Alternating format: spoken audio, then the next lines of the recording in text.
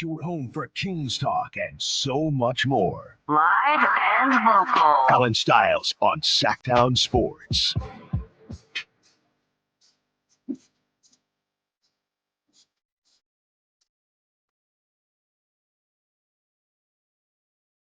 Hold on now. I'm trying to figure out what Dave did here. I cannot hear myself. Allen Stiles, Sacktown Sports. Okay, we're just going to do this while I figure it out during the break.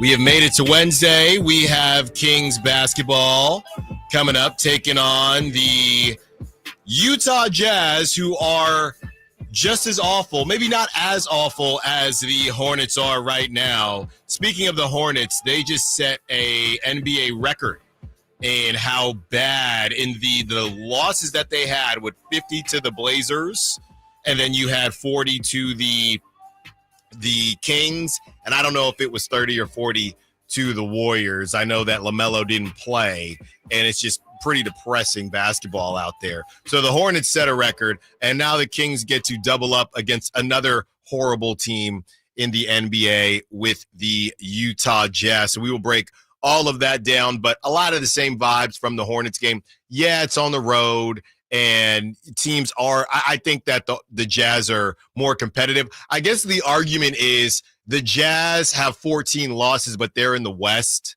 The Kings have, 14 wins. The Kings have 14 wins, and the Hornets have 14 wins, and they're in the East. So the Jazz are definitely better. It's definitely a better roster than the Kings, but there's no excuses. We'll get to the betting line and the spread and figure out what Vegas thinks about the game tonight. Speaking of betting, this is going to be later in the show, but there is a real issue here with college athletes and betting. And it also involves one of our boss's favorite schools, where he came from, right there in SenCal. So we will talk about that, as these dudes are setting their own unders and bricking shots on purpose and missing rebounds. It's kind of insane. So we'll have some fun with that, but we have plenty of Kings talk to get to. We have a Keon Ellis injury update.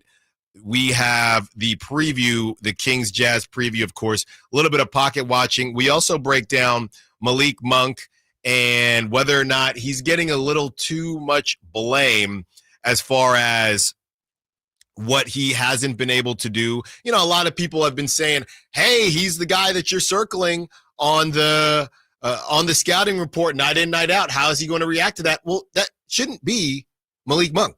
That should be Zach LaVine. So to me, and I know I'm a Malik Monk apologist, and he's got to play better. He got to stop playing soccer with the basketball. But to me, before we say, oh my goodness, the Malik Monk experiment isn't working, Malik Monk still wasn't supposed to be your number one. You didn't trade De'Aaron for supplementary pieces. You traded De'Aaron for a dude making more than De'Aaron. So this whole thing to me connects back to Zach LaVine. So is Malik Monk getting a bit of too much blame? We break all that down. Also, could Markelle Fultz be the X factor? Small sample size, but Markelle Fultz so far in nearly 30 minutes has really helped the Kings defense. So could that continue? And if it does continue, how can the Kings take advantage of it and find their spots? If he's hitting threes, I know he hit a three against the Hornets, how can the Kings continue to evolve? We will get to Luka and his first duel out there in Dallas. Also a report from the one and only Sam Amick that Dallas is still calling Luka fat.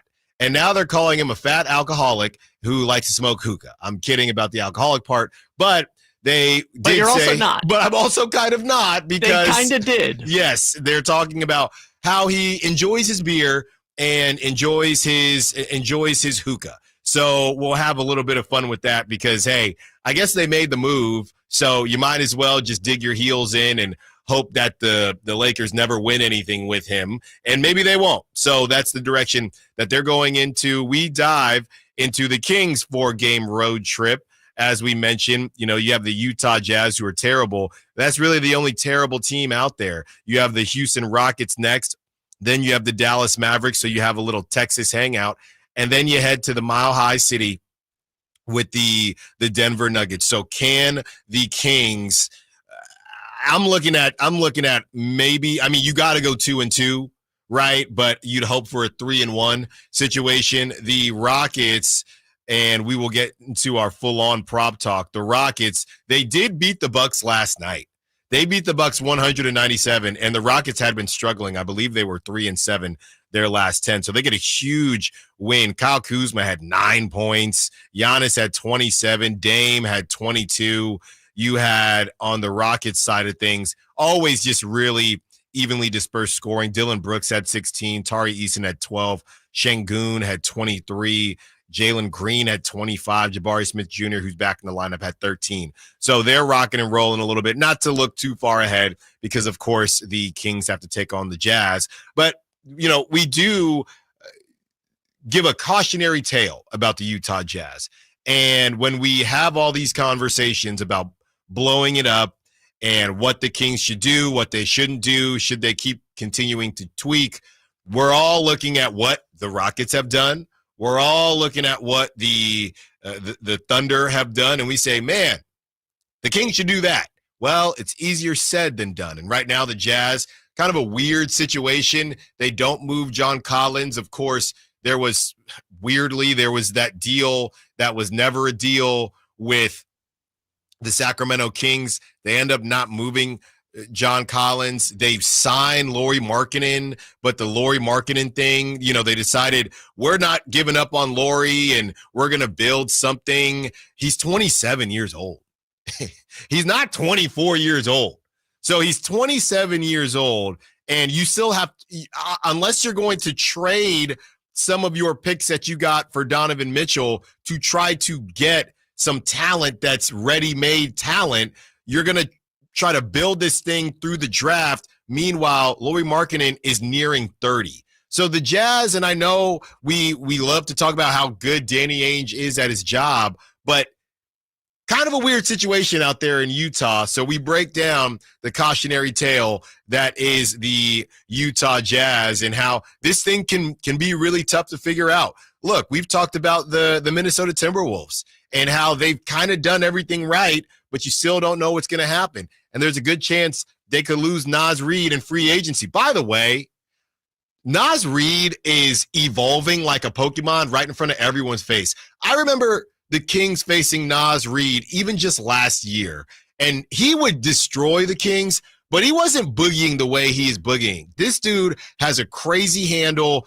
I think people see his kind of funny looking jump shot, how he barely gets off the ground, and they weren't taking him seriously even when he won the sixth man. But during one of the breaks, go cook up a Naz Reid highlight tape from this season. The dude is a certified bucket right now. But the Timberwolves could lose him if somebody really cashes out. Maybe that somebody is the Sacramento Kings. Who knows? So this whole idea of blowing it up and everything will get figured out, it is not as simple as you may think. So we give a breakdown on the Utah Jazz and why the whole thing is a cautionary tale for the Sacramento Kings. That's not to say that they shouldn't do it, but it is to say that you still have to be right. You can't just go about it. It's not very hard. It's not very easy to get it right. We're also going to dip into a little bit of NFL today. You got the combine going on, and a bunch of coaches are at the combine.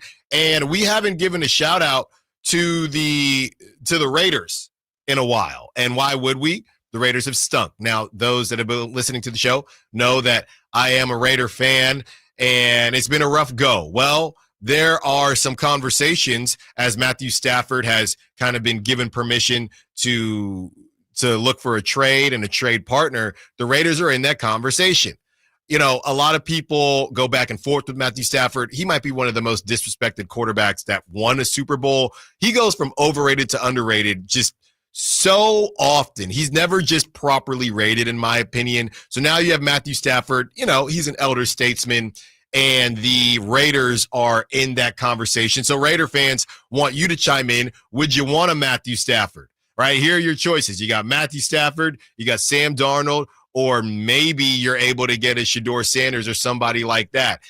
You know how I feel about it. If you're going to go with the Shedeur Sanders or somebody young, look, Max Crosby has not been as gung-ho on staying with the Raiders as he has been, so just go young.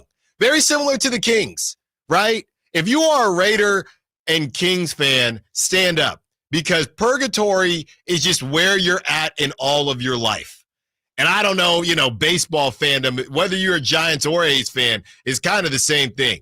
If you are Raiders Kings, I'm feeling for you, because it's just a lot of purgatory, and it's a lot of what are we doing? Kyle, get the sounder ready. What are we doing? If you are a Kings and Raiders fan, I really do feel for you. Don't forget about the trio of Raiders, A's, and Kings fans. That's what I'm saying. Those you three, at least if you're Raiders, Kings, A's, at least you get the A's in Sacramento now. Now, I did look, as much as I've been trying to talk up the A's, they are projected to finish last in the division. Okay. Worse than the Angels? Yes, which I thought was nuts. But this was Roto Champ, so maybe on different. I gotta check FanDuel. What are we doing? I gotta check FanDuel and other places, but it's looking like they're projected to finish last. So I feel for you. Hopefully the Kings can make you feel good tonight. They got to take care of business. We got some pocket watching coming up as well. 4 hours with you, taking you through this hump day. Allen Stiles Show, Sacktown Sports. Tonight, Kings and Jazz. Game night with Scott Marsh and the high flyer Henry Turner starts at 4:30. Tip off at 6. The Kings play here on Sacktown Sports. Sacktown Sports 1140. Lowe's knows that your business is built on speed and trust. That's why the Lowe's Pro Desk is here to get you what you need the moment you need it. We'll help you plan your project, calculate your materials, and pivot when your job takes an unexpected turn. And with our pro-only checkout and dedicated pro parking, you have what you need to tackle your job and be back on the job in no time. Just visit us at the Pro Desk. Lowe's knows pros. We help. You save. When you bundle renters and auto with Progressive, you can save while protecting your most valuable possessions, like your really expensive limited edition sneakers and your new suit for your cousin's wedding. Except you never actually bought the suit because you can't stop buying sneakers. So you show up to the wedding looking like you're going grocery shopping. But hey, at least your sneakers will look good in the pictures, until you're cropped out of every last one of them. So go ahead and get Progressive, so you can save while protecting the things that matter to you. Progressive Casualty Insurance Company and affiliates and other insurers. Not available in all states or situations.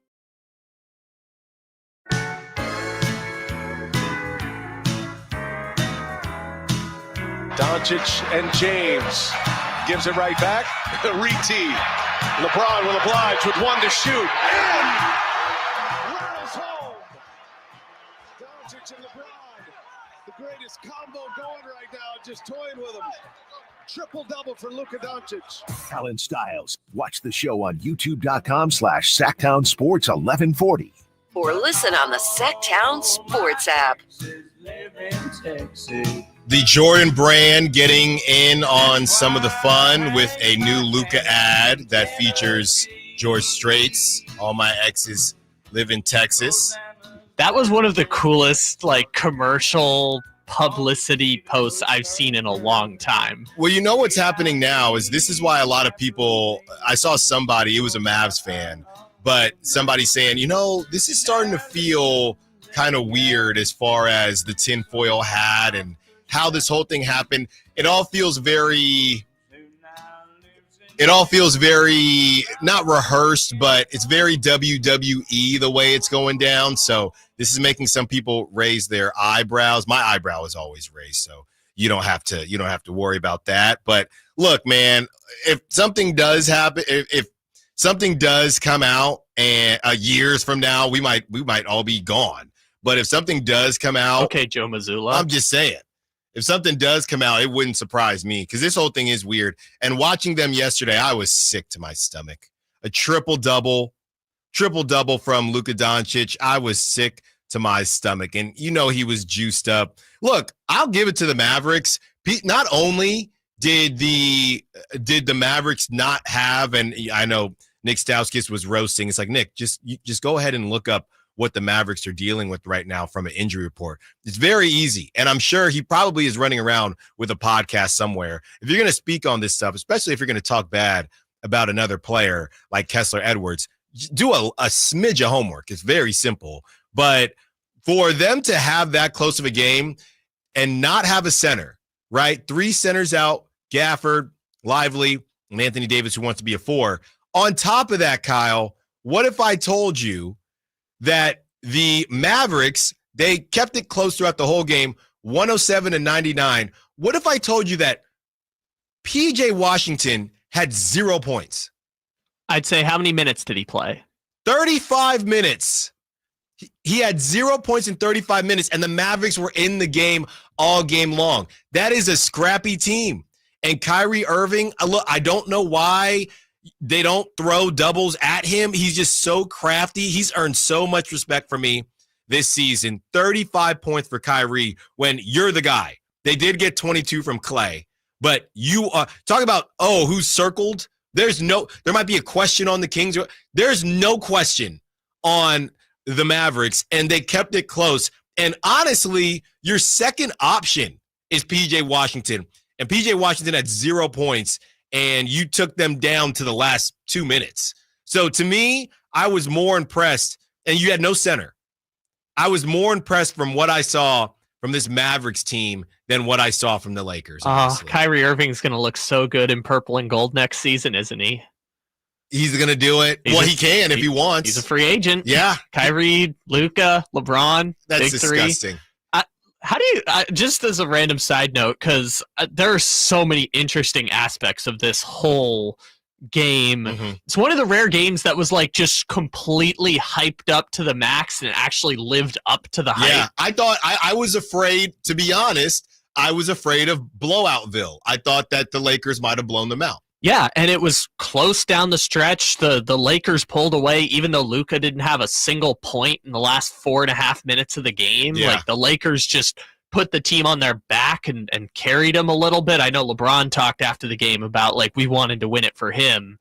But the thing that I kind of realized as this was going on, and it became more and more as he started hitting shots, is how do you think Klay Thompson feels about his decision to leave Golden State now? Like, yeah, now they have Jimmy. Well, they couldn't have got Jimmy Butler. Not so much what the Warriors are doing, but his whole thing was, I was joining a finals contender. Mm-hmm. This was my chance to get a fresh start, because he took less money to go to Dallas. Right. You could state tax, whatever else, maybe it evened out. But he took less money to go to the Mavericks. And now the Mavericks are this like weird amalgamation of him and Kyrie, but Kyrie might not resign, and Anthony Davis is there. Like, Clay's having one of the strangest end of career runs that I can think of. Well, hold on now, because the reality is, whether you agree with the decision or not, Nico Harrison's whole take was that Anthony Davis, he's watching how well Kyrie is playing, and Nico Harrison is taking Clay into consideration, I would assume, when he makes that deal, because he's getting Anthony Davis to pair with the center, which is what Anthony Davis always wanted.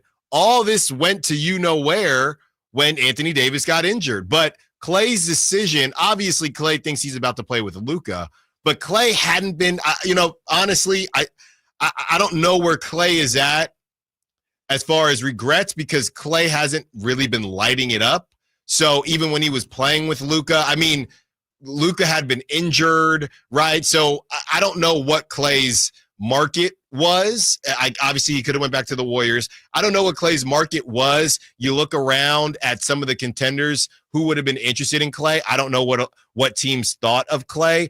But we can say contenders all we want. Clay thought he was joining a championship team. But I'm saying, with Anthony Davis with a healthy roster, Nico Harrison would say this team competes for a championship.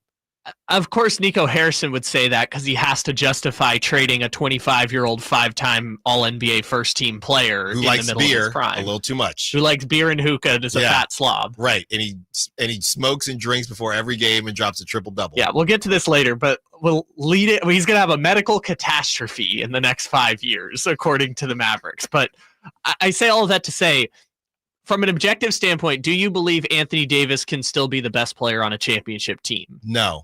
Then there's your answer right there. You're right? the Anthony Davis guy. Yeah, because Anthony Davis was the best player on a championship team. So he's done it before. How can we say he isn't that? He was never that guy when he's literally done it. My point now is he is 32 years old, And as big of an Anthony Davis guy as I am, I also kind of don't think he can be the best player on a championship team, even if that championship team has 2 other All-Stars, which after the season, they might not, because Kyrie Irving can go wherever he wants in free agency. And I think that's the thing for Klay. It's hanging on by a thread. If they, assuming, and they lose last night, which was good for the Kings, by the way, but this whole thing blows up. They're stuck in the play-in. They don't get into they either don't get into the playoffs or they lose in the first round, right? And Kyrie says, deuces, I'm out, whether it's to LA or anywhere. We know he's really close with Kevin Durant. That could be the other savior. Kevin Durant comes to Dallas, and then you're cooking with grease again. Yeah, but Kevin Durant doesn't want to go to Dallas. But he does well, it would be Kyrie. If Kyrie stays, we don't know. But hold on. As far as Klay is concerned, if Kyrie leaves, I feel very, very bad for him. Because at that point, the Mavs are done. They're done. They try to go big fish hunting and pair Anthony Davis and Klay with someone, and I don't know who.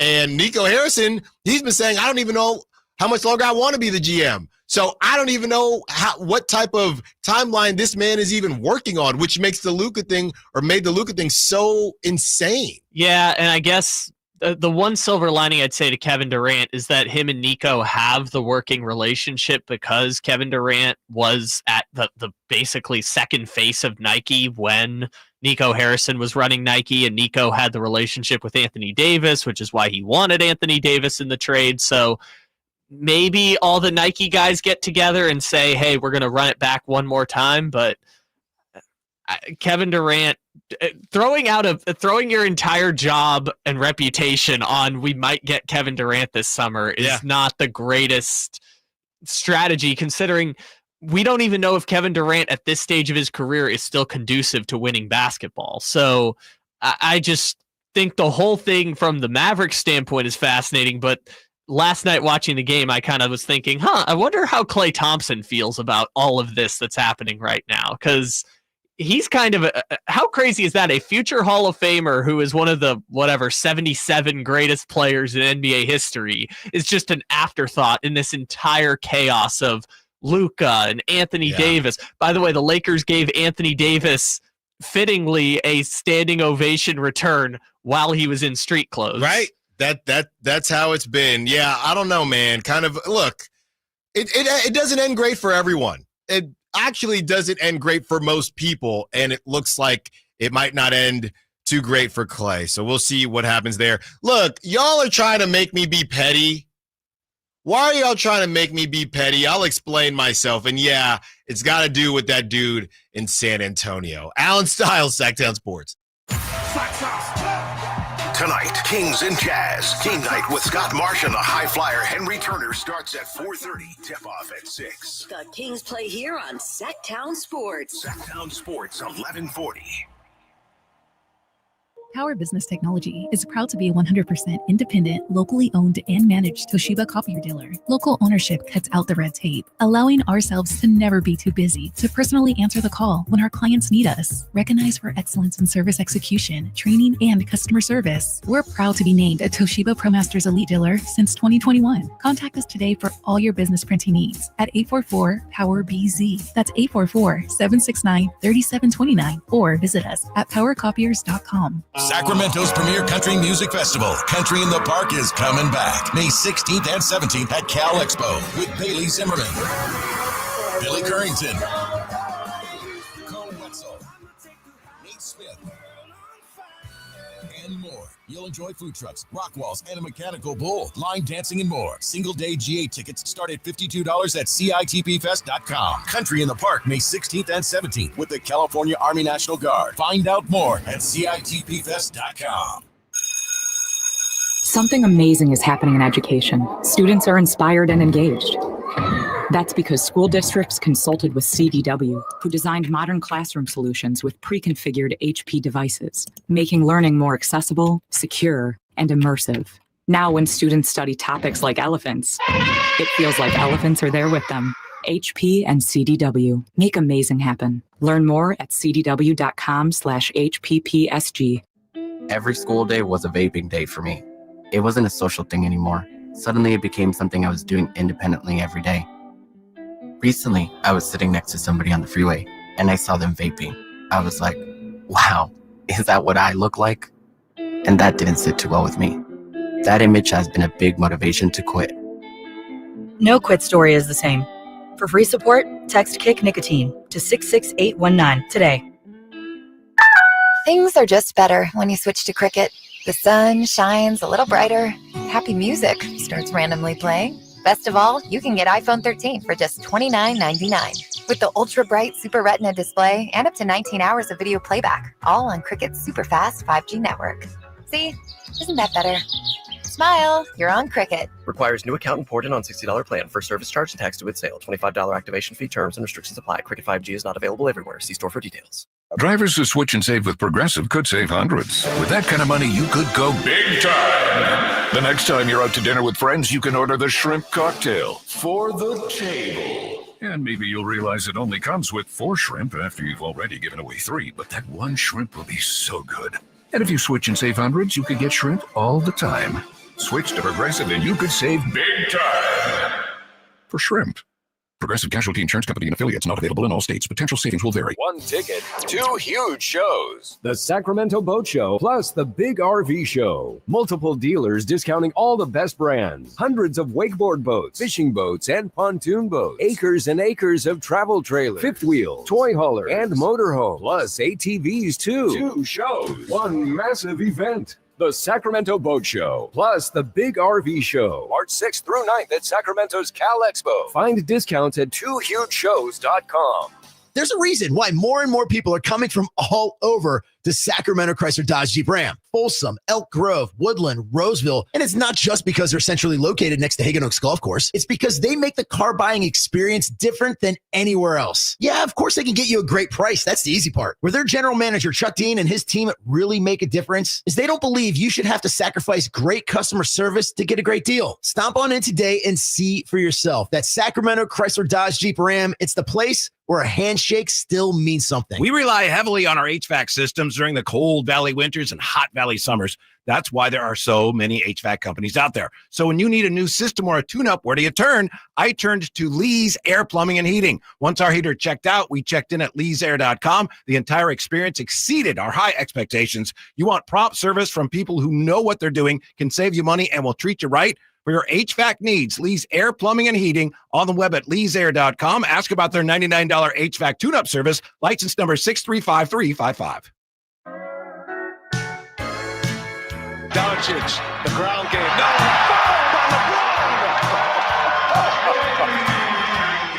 What a show LeBron James is putting on in the fourth quarter. Allen Stiles. Watch the show on youtube.com/Sacktown Sports 1140. Or listen on the Sacktown Sports app. 1 o'clock, we are giving away a pair of tickets to Thunder Showdown Part 2 at the venue at Thunder Valley on March 8th. I went with former coworker, our guy Nate. I went to the last one. It was a lot of fun. So you're going to want to be there. We're giving away those tickets at 1, and it's a lot of fun.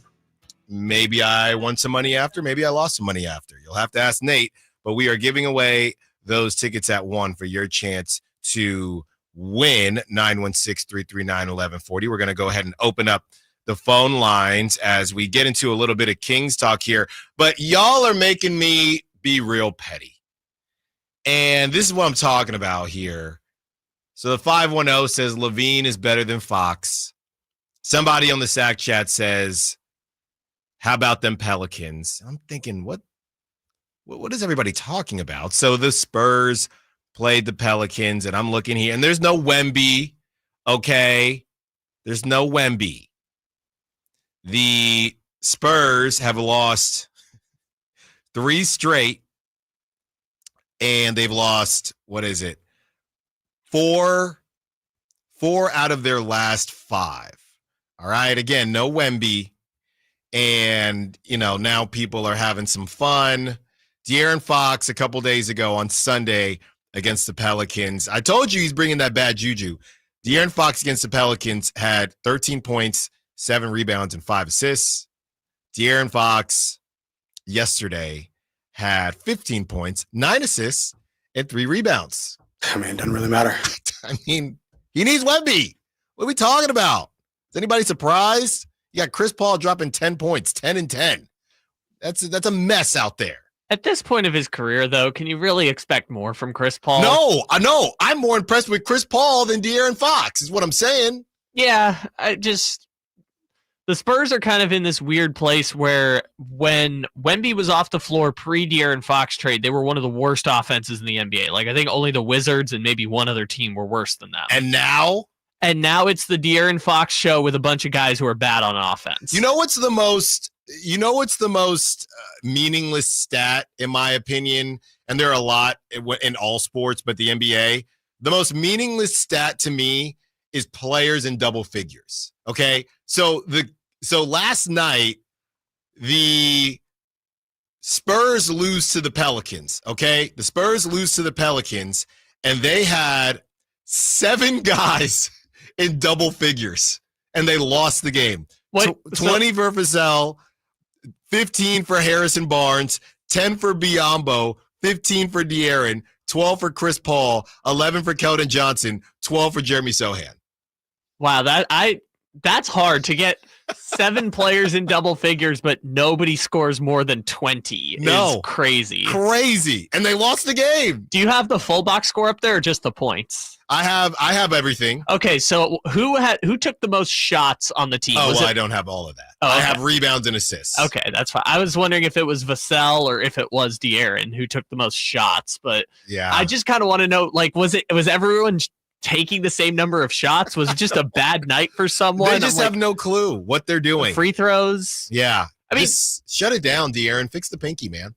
Yeah, they're probably already at that point, even with De'Aaron playing, which, like we said before, maybe you're trying to ingratiate yourself with your new team, but I saw all the people on the tweets and everything else were like, 3.8% chance the Spurs land the number 1 pick. Man, and if that happens, I mean, that's why I tell people, look, get your laughs out now. I'm not hating. Get your laughs out. You know I'm not going to judge because I'm getting my laughs out. Get your laughs out now. They're really trying to dig deep here. I'm taking a look now. So De'Aaron yesterday shot 11% from 3. He was 1 of 9. Ooh. This is some real deep pocket. Somebody's going to turn it on and say, Allen, come on, man. What are you doing? It's not me. Y'all made me do this, okay? He was 6 of 21. I'm just looking at his last 5 games. He was 6, and look, he still has the stench of the Kings on him, so that's why they lost to the Pelicans. He was 6 of 21 yesterday against the Pels, 1 of 9 from 3, and on Sunday, he was 3 of 16, 1 of 7. So it's a Chuck show. He's just out here chucking. Mm-hmm. I guess so. This is not what he was. Guys, this is not what he signed up for. He didn't sign up for, because this is the thing. They all know the season's a wash at this point. Just get you know what, De'Aaron? You should work on your 3. I don't mind it. Why not? These games, yeah, they don't really matter. And the only argument you can make is that he should shut it down too because he's injured, which honestly, who cares? Yeah, who cares? It's meaningless basketball. It doesn't matter who plays because against a lot of these teams, whether he plays or not, they're probably not going to be good enough to beat them anyways. Their second best player is Jeremy Sohan. No, it's Stephon Castle. He's untouchable. He's still untouchable, by the way. Literally younger than me. There are 6 players on that team that are younger than me, and I'm born in a year that starts with a 2. So yeah, the San Antonio Spurs are pretty much – the San Antonio Spurs are cooked. They should probably have beaten the Pelicans. I just feel like it's a straw man argument to be like, Zach LaVine is doing better than De'Aaron Fox. It's like, yes, but both are not living up to what they got. I think people are just having some fun. I don't know if Stephon Castle got injured or what the deal is. He played 12 minutes yesterday with 4 points. He's shut it down. He's untouchable, though. The one thing I will say about getting your jokes in now is that please believe this is not the Spurs team that's going to show up March 7th. I do not see the Kings blowing out the Spurs at all. you will get mad De'Aaron Fox. You will get a very engaged De'Aaron Fox. And we know when he chooses to do that, he can be pretty good at basketball. Aw, you think De'Aaron Fox still thinks about us? I know he does. I know that for a fact. And March 7th, get your popcorn ready. I don't even know if the Kings are going to win, but I know it is going to be electric in the building. And as we make our way back to the reality of where the Kings are at, we did have a quick note that we wanted to have some fun with on Luka as we close that loop. Sam Amick, the people in Dallas, basically the people in Dallas are still saying Luka is fat and he drinks too much and smokes too much. Here's the quote from our guy Sam. Quote, the people who witnessed Doncic's last days in Dallas do not paint a flattering portrait of the 25-year-old's professionalism. They call him lazy. They talk about the right issues that were such a frequent frustration within their walls. They mention the social habits, such as a taste for beer and hookah, which have been a point of concern for NBA types since he was 19 years old and a star for Real Madrid, who was entering the NBA draft. They predict his basketball demise, highlighting a health history that, as some see it, will likely lead to catastrophe in the next 5 years or so. This is insane. What they're doing, what they're saying is insane. And they're essentially, I mean, I get it. You got to dig your feet in. This is borderline disrespectful.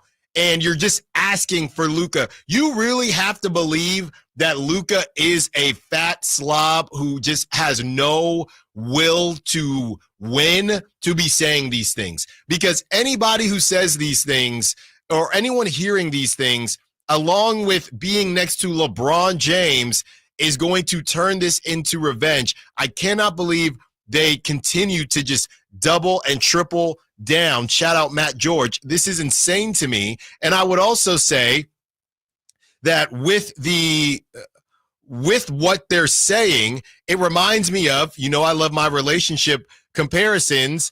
Look, the Mavericks were kind of in a tough spot. So it sounds like and again, you can't say your significant other is fat, but you could say, hey, I'm worried about your health, right? And if they've said, you say to your significant other, hey, I'm worried about your health. Okay. And they're not getting the hint. And you say, hey, you want to come to the gym with me? I'm going to the gym. Let's get healthy together. It's a new year. And they refuse to do it. And then you break up with them. And then they decide to have the revenge body. That's still not that bad unless that person finds out, yeah, he was kind of calling you fat. And he said you let yourself go. What happened? There's a reason it's called a revenge body. I'm not saying Luka's going to have a six-pack and look like he belongs in the next 300, but if Luka takes this and doesn't motivate himself, obviously the Mavericks were right because they are calling you a fat slob. It's not just that they're doing it. They're doing it with a capital F and a capital S. Like they've done it the night they traded you, a week after they traded you, 3 weeks after they traded you. Now they're throwing hookah in there too. It's like, oh, not only is he a fat slob, he also smokes hookah all the time. Yeah, and maybe there wasn't just tobacco in there. We don't know. This guy's an animal. We don't know. It's one of the most shocking things I've ever seen for a player who did nothing. Like for all the people who complain about player empowerment, for players having the power and choosing to use that power and feeling like it's an entitlement thing.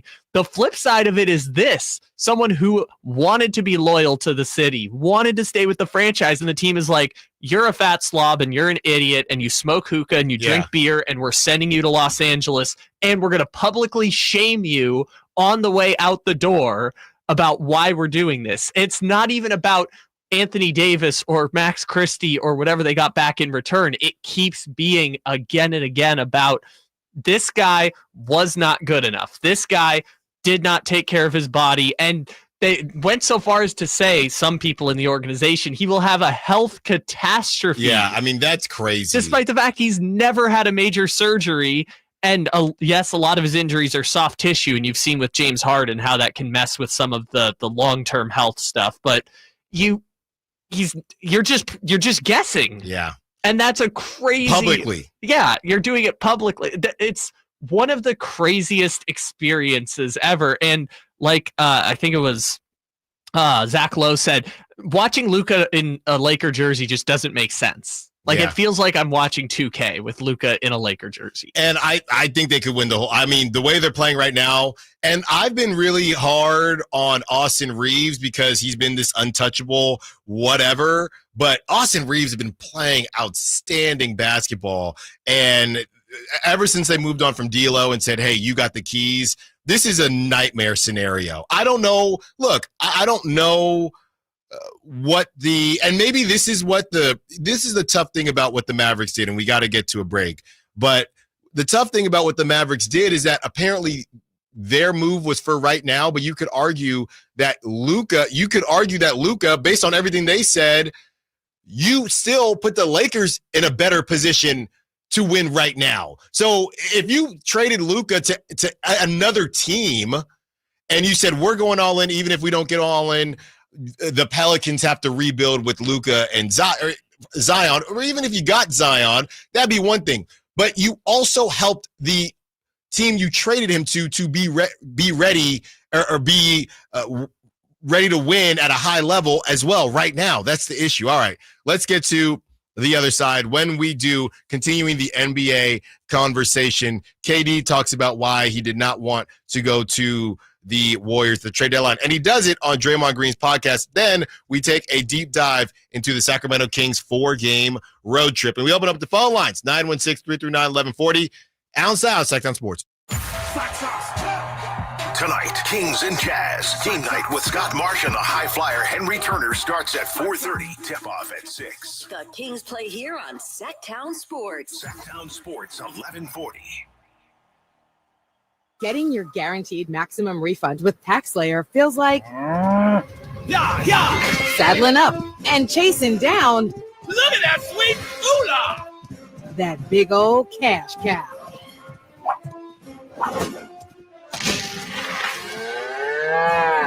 Look at all that money! File with TaxSlayer Simply Free and get your guaranteed maximum refund. Simply Free is available to a limited number of taxpayers. See taxslayer.com for eligibility.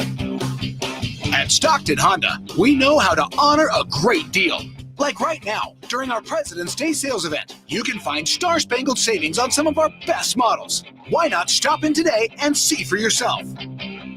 Save thousands with low APR financing and great lease rates on over 500 new Hondas at Stockton Honda. Anytime, anywhere, it's all here. StocktonHonda.com. Hey, this is Greg Pop-Up. Are you working through a major insurance claim? SunPoint Public Adjusters can help. SunPoint prepares, presents, and negotiates your claim with the insurance company, working only for you, making sure you get everything you're entitled to, not what just some adjuster working for an insurance company thinks you should get. Call SunPoint today at 888-247-7865 or contact us at sunpoint.us. SunPoint Public Adjusters, the gold standard in public adjusting. License number 2N14884. Wesley Financial Group is not a law firm. An important message about your timeshare from Chuck McDowell, founder of Wesley Financial Group. If you receive an unsolicited phone call or mail piece to discuss selling, renting, or especially canceling your timeshare, don't fall for it. Contact your timeshare resort or Wesley Financial Group for assistance, and I'll send you our timeshare exit information kit free with the straight facts about timeshare cancellation. Call 800-292-7788. 800-292-7788. T-Mobile 5G home internet keeps getting better. Get our fastest connection loaded with benefits. Get T-Mobile's best home internet starting at $55 a month with auto pay and any voice line. Plus, price lock. We won't raise your rate on internet. Check availability at T-Mobile.com/home internet.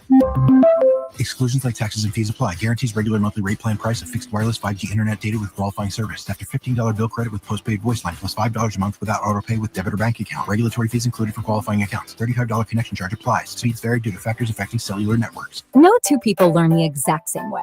So how did Babbel become the award-winning language learning app? We thought of you, all of you. Take Sierra. As a visual learner, she uses Babbel's wordplay videos. Today I'll share a quick lesson on shopping in French. Merci beaucoup. Keith is a be in the room with real people kind of learner. So he loves the live online classes with our language experts. Okay, class. ¿Vos está pronto? Estamos prontos. However you learn, Babbel makes it easy. Try Babbel for free at Babbel.com. Babbel.com. Shopping with your parents can be embarrassing. Why would they sell jeans with holes in them? I'm going to speak to the manager. Mom! That hoodie is giving. You should get it. YOLO. Thanks to the Chase mobile app, your kid can shop independently while you keep an eye on their spending. So you can go from We can be twinsies. to How was shopping? Saw you stayed on budget. Thanks, Mom. freedom for kids, control for parents. That's family banking from Chase. Account subject to approval. Chase mobile app is available for select mobile devices. Message and data rates may apply. JP Morgan Chase Bank N.A. member FDIC. Hurry in and save big during Honda's President's Day sales event at Folsom Lake Honda, your one-stop Honda shop. Hurry in and save on our best selection of new Hondas. Each is priced to sell now. Folsom Lake Honda is your one-stop Honda shop for great pricing on a giant selection of new CRVs, HRVs, Civics, and Accords with low finance and lease options. Plus, get an instant cash offer for your trade. Get to Folsom Lake Honda or go to folsomlakehonda.com. Folsom Lake Honda, yeah, your one-stop Honda shop.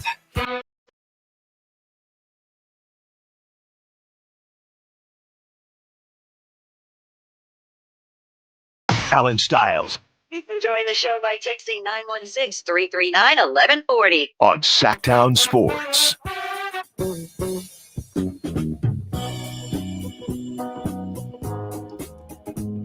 Taking you up to 2 p.m., about to get to some of these calls. So, if you are curious how bad things are offensively for the Minnesota Timberwolves, who are on our pocket watching headline, well, they go ahead and convert guard Jalen Clark on a fully guaranteed 2-year NBA contract.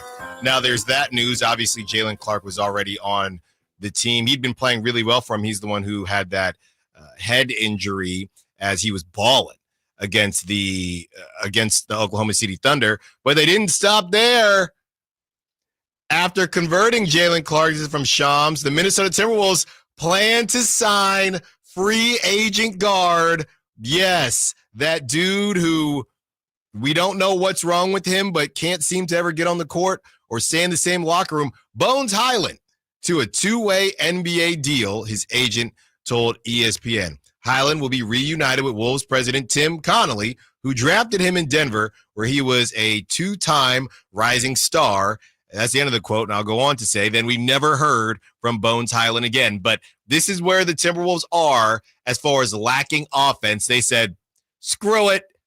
Bones Highland can do something in this league. Give us Bones Highland. One of my favorite tweets this year was during the All-Star weekend when they were doing the talking about fixing the All-Star game. They were talking about the one-on-one tournament, and someone said the NBA can never do a one-on-one tournament because Bones Highland is going to win, and no one's going to know what to do. Right. So Bones Highland is going to be in Minnesota on a 2-way deal.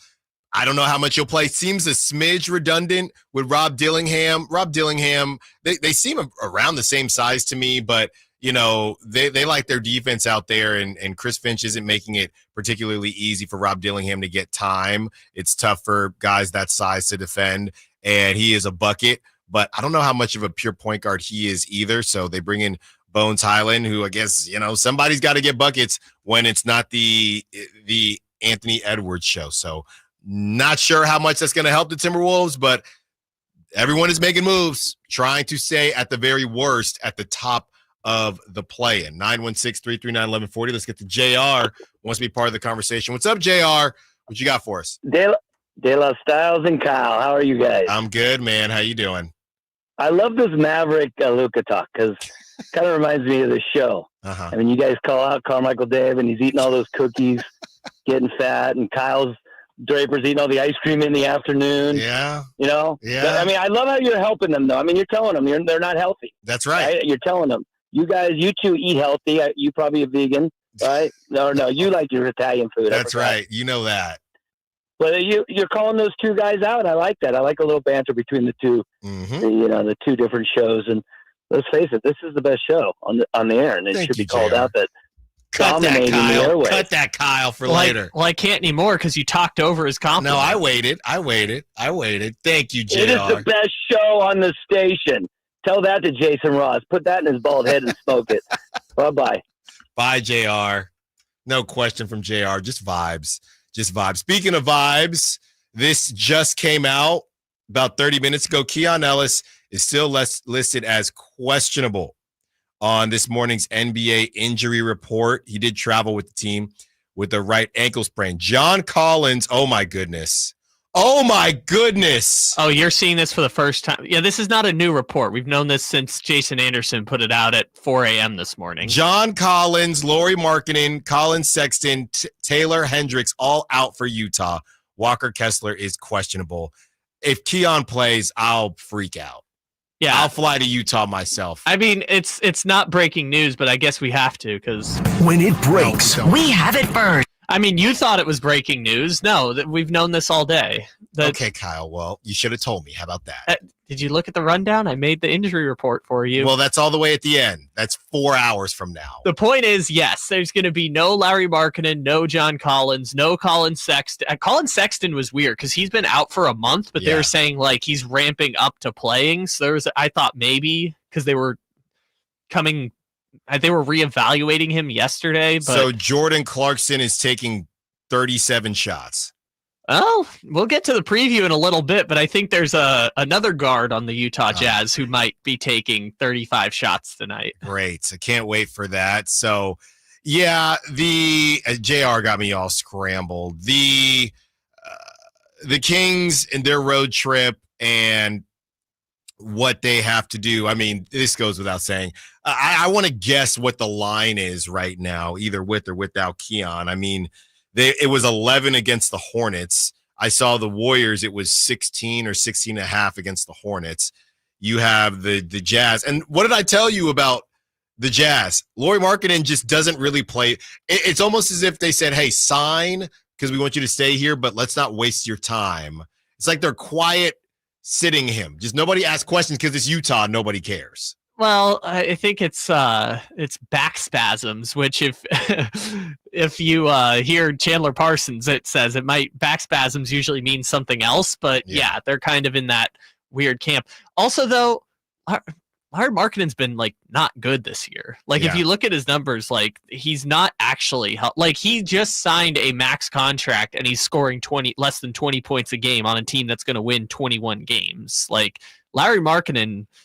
That might start to look like one of the worst contracts in the NBA in a year or two. Well, again, that's what happens when you'd rather be, I guess, right than good or whatever it is. And going back to Sam Quinn and his ranking of the front offices, the Jazz, that was a team where, you got all those, you got a bunch for for Rudy Gobert and Donovan Mitchell, and that's great. Once you start to do that, I don't think they deserve. I guess it's just, hey, what assets do you have? But they could still. What's weird is they could still hit and be okay and completely miss on the Lauri Markkanen thing, which they may well miss on the Lauri Markkanen thing. We'll talk about it later, but they did exactly what you're supposed to do, which is they took in Markkanen as a throw-in for the Donovan Mitchell trade, built up his value, and then at the time they were supposed to cash out, they didn't do it. So now they're kind of all the good grace they built up by rebuilding Lauri Markkanen's career kind of just went out the window because he's not really a part of their long-term plan if you look at how they're running the team when he's played this year. So I think I personally think that contract is going to look like one of the worst in the league in a year or two. Do have an update 10 minutes ago from the Jazz. Walker Kessler is available.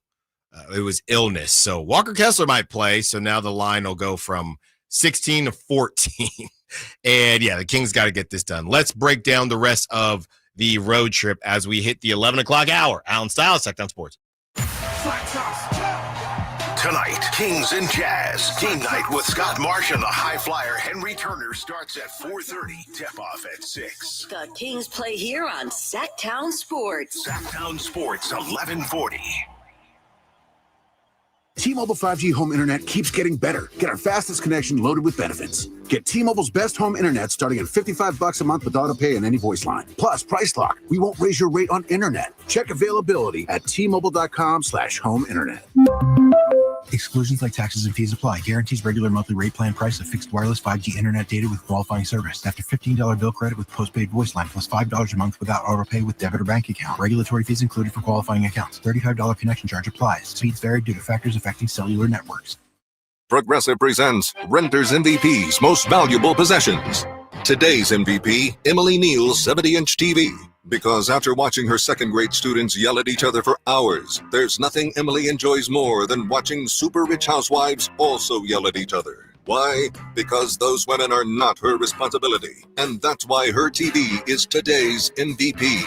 Keep your most valuable possessions protected by bundling your renters and auto insurance with Progressive. Progressive Casualty Insurance Company affiliates and other insurers not available in all states. I joined the military for my kid and his mom. I miss my son a lot. One of the things with the military is tobacco, but that's how a lot of people try to deal with mental issues. Everyone's vaping constantly. After my first hit of a vape, I was hooked like that. Once I got back home from my deployment, I caught my son trying to hit my vape. That was it. I had to quit. Californians are beating big tobacco. You can too. For free support, text Kick Nicotine to 66819 today. What if your business could see beyond what is and into what can be? What if you could create more impact in every decision?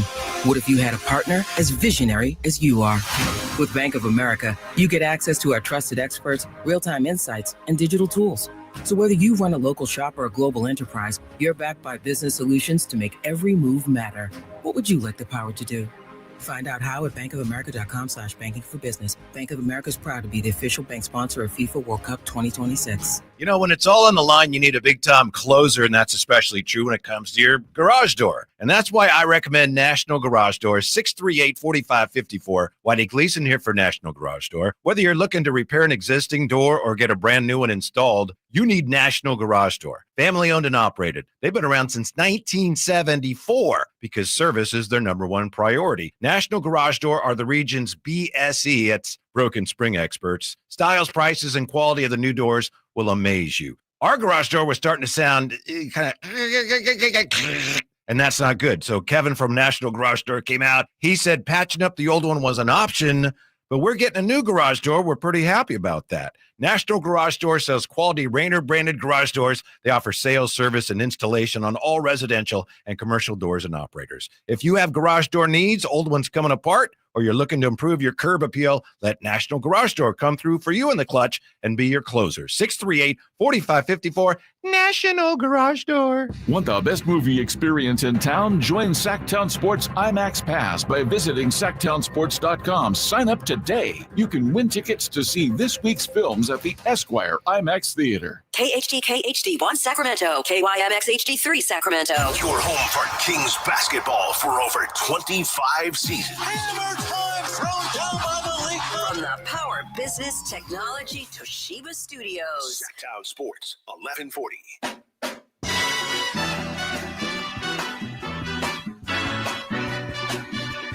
Your home for Kings talk and so much more. Live and local. Allen Stiles on Sacktown Sports. 11 o'clock hour. Keon still listing is questionable for tonight, and there's no way he should play. No reason at all he should play. I'm glad he traveled with the team, of course, as they have bigger fish to fry against the Houston Rockets, Dallas Mavericks, Denver Nuggets, but he's got no business playing in this game against the Jazz, where nobody is really playing for the Jazz. Even if they were playing, the Jazz obviously stink. But on top of the Jazz not being very good, they're also very, very injured. And everybody's favorite King that never was, John Collins, he's not playing. Lauri Markkanen is not playing. And there's just no reason why. I'm looking at this game, and I don't even think anybody should play in the fourth. We might actually do unders for prop talk, or I'm looking at Jake LaRavia and or Markelle Fultz if he's available. Okay, because I don't. There's no reason the Kings. You got to take this game, especially to start out a tough road trip. You have to take this game and step on them early. Don't let off the gas and just keep cooking. You have John Collins, who's out. Lauri Markkanen's out. Elijah Harkless out. I don't even know who that is. Taylor Hendricks is out. Colin Sexton is out. And, I thank you, Kyle. Kyle said he's a two-way player. I don't care. Oscar Tshiebwe, also a G League player. He's out. Hey, college player of the year. There you go. So take care of business. Nobody should play in the fourth. I would take an under. I would take Domas under. If they are playing, if the starters finish this game, that is a bad sign. They have no business finishing this game. None at all. This should be get Markelle Fultz more in the fold, get Jake LaRavia to actually make a shot.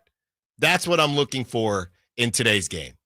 Just take care of business. The same way you did against the Hornets, but even sooner. Do it even. Somehow you have found a way to face a team that, based on injury, is worse than the Charlotte Hornets, who just set an NBA record for 3 games in a row, how big their losses were. You somehow found a way to find a worse team than that. So take the blessing, okay, for what it is. Take advantage of it. Take care of business and get on to the next stop. Get on to Texas. Want to hear the starting lineup potentially for tonight? Let's hear it. We have at point guard, Isaiah Collier.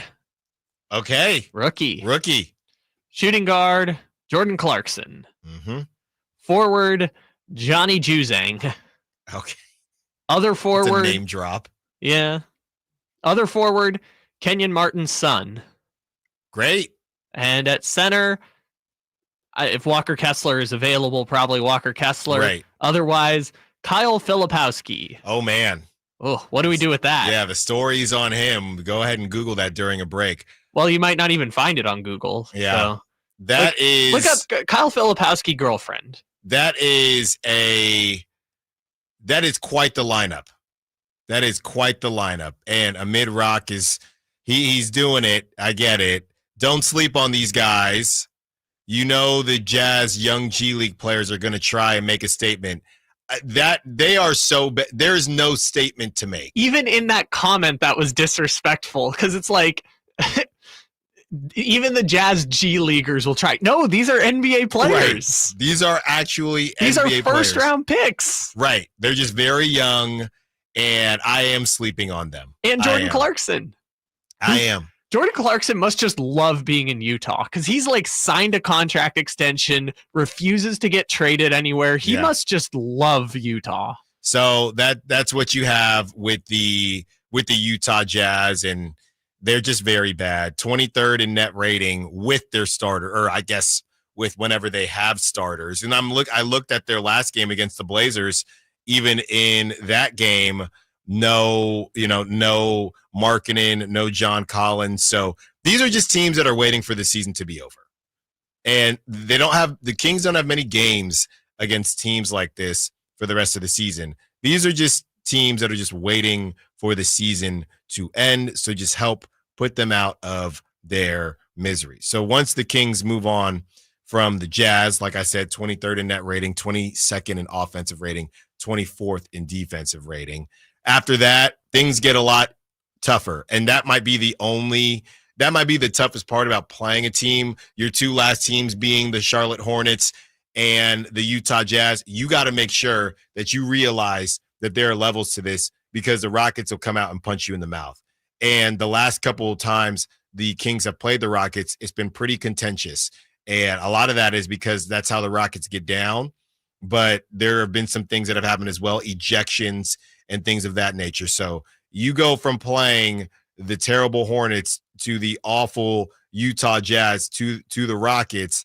You're on high alert there to not get punched in the mouth, because that's what they're going to try to do. 15th in net rating, 15th in offensive rating, 13th in defensive rating.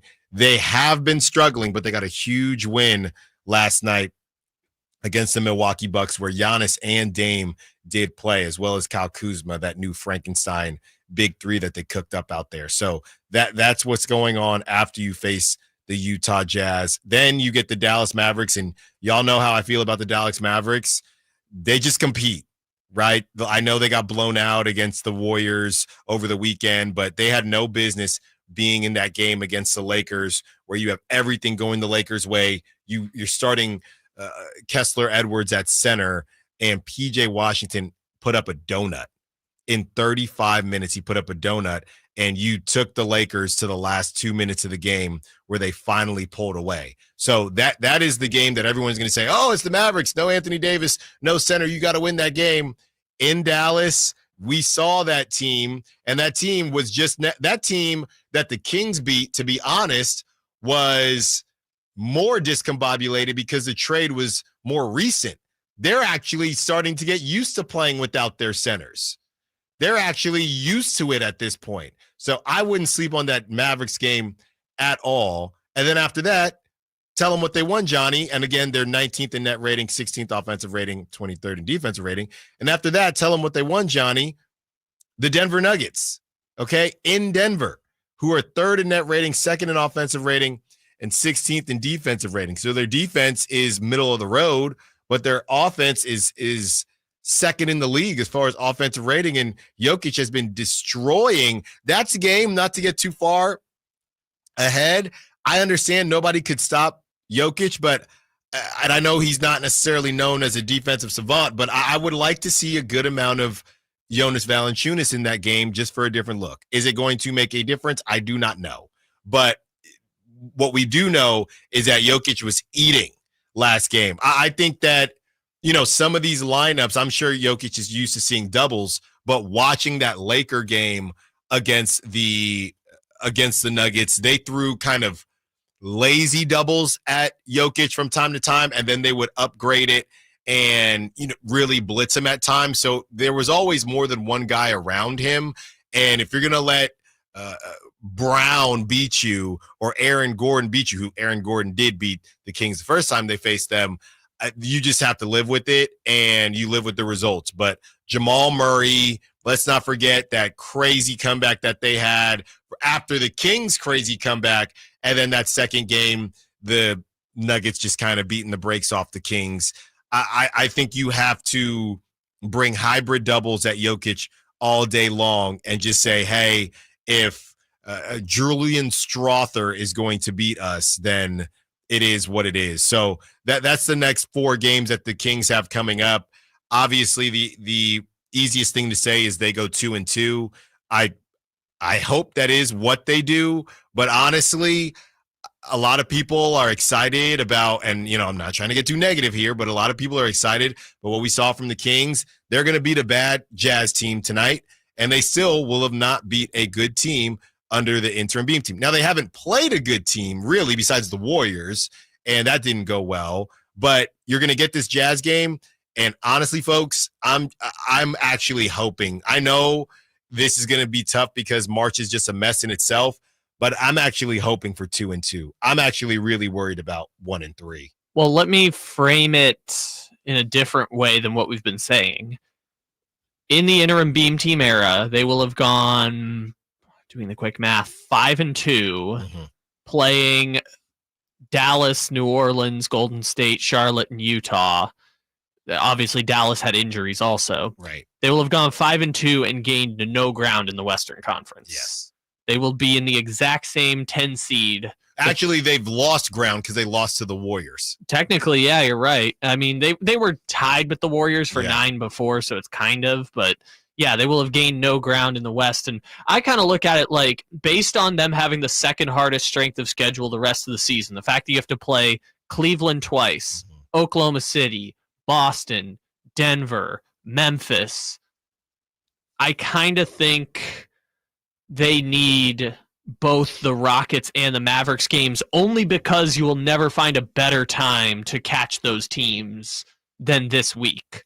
And Houston kind of broke the bad juju a bit by beating the Bucks. Yeah. But Houston was real bad vibes going into the All-Star break. They lost 6 in a row. I think they won their first game out of the break, then lost a game out of the break. So Houston was real bad vibes. I think they've won like 2 of their last 9. So I would argue there's no better time to catch Houston, and Dallas is Dallas. I mean, either you're going to beat Dallas or you're going to be in the 9-10 game because Dallas is the only team realistically you can pass right now to get to the 9 seed. So if you're not going to beat Dallas shorthanded, then all of this is a moot point. So I guess I just kind of look at it as the Houston game is the make or break on the road trip because Denver, I mean, miracles happen, but this is the worst possible time to catch Denver. And last time they played, I know it was on super short rest back-to-back, but Denver just obliterated them, and Jokic hit a 70-foot baseball pass from the other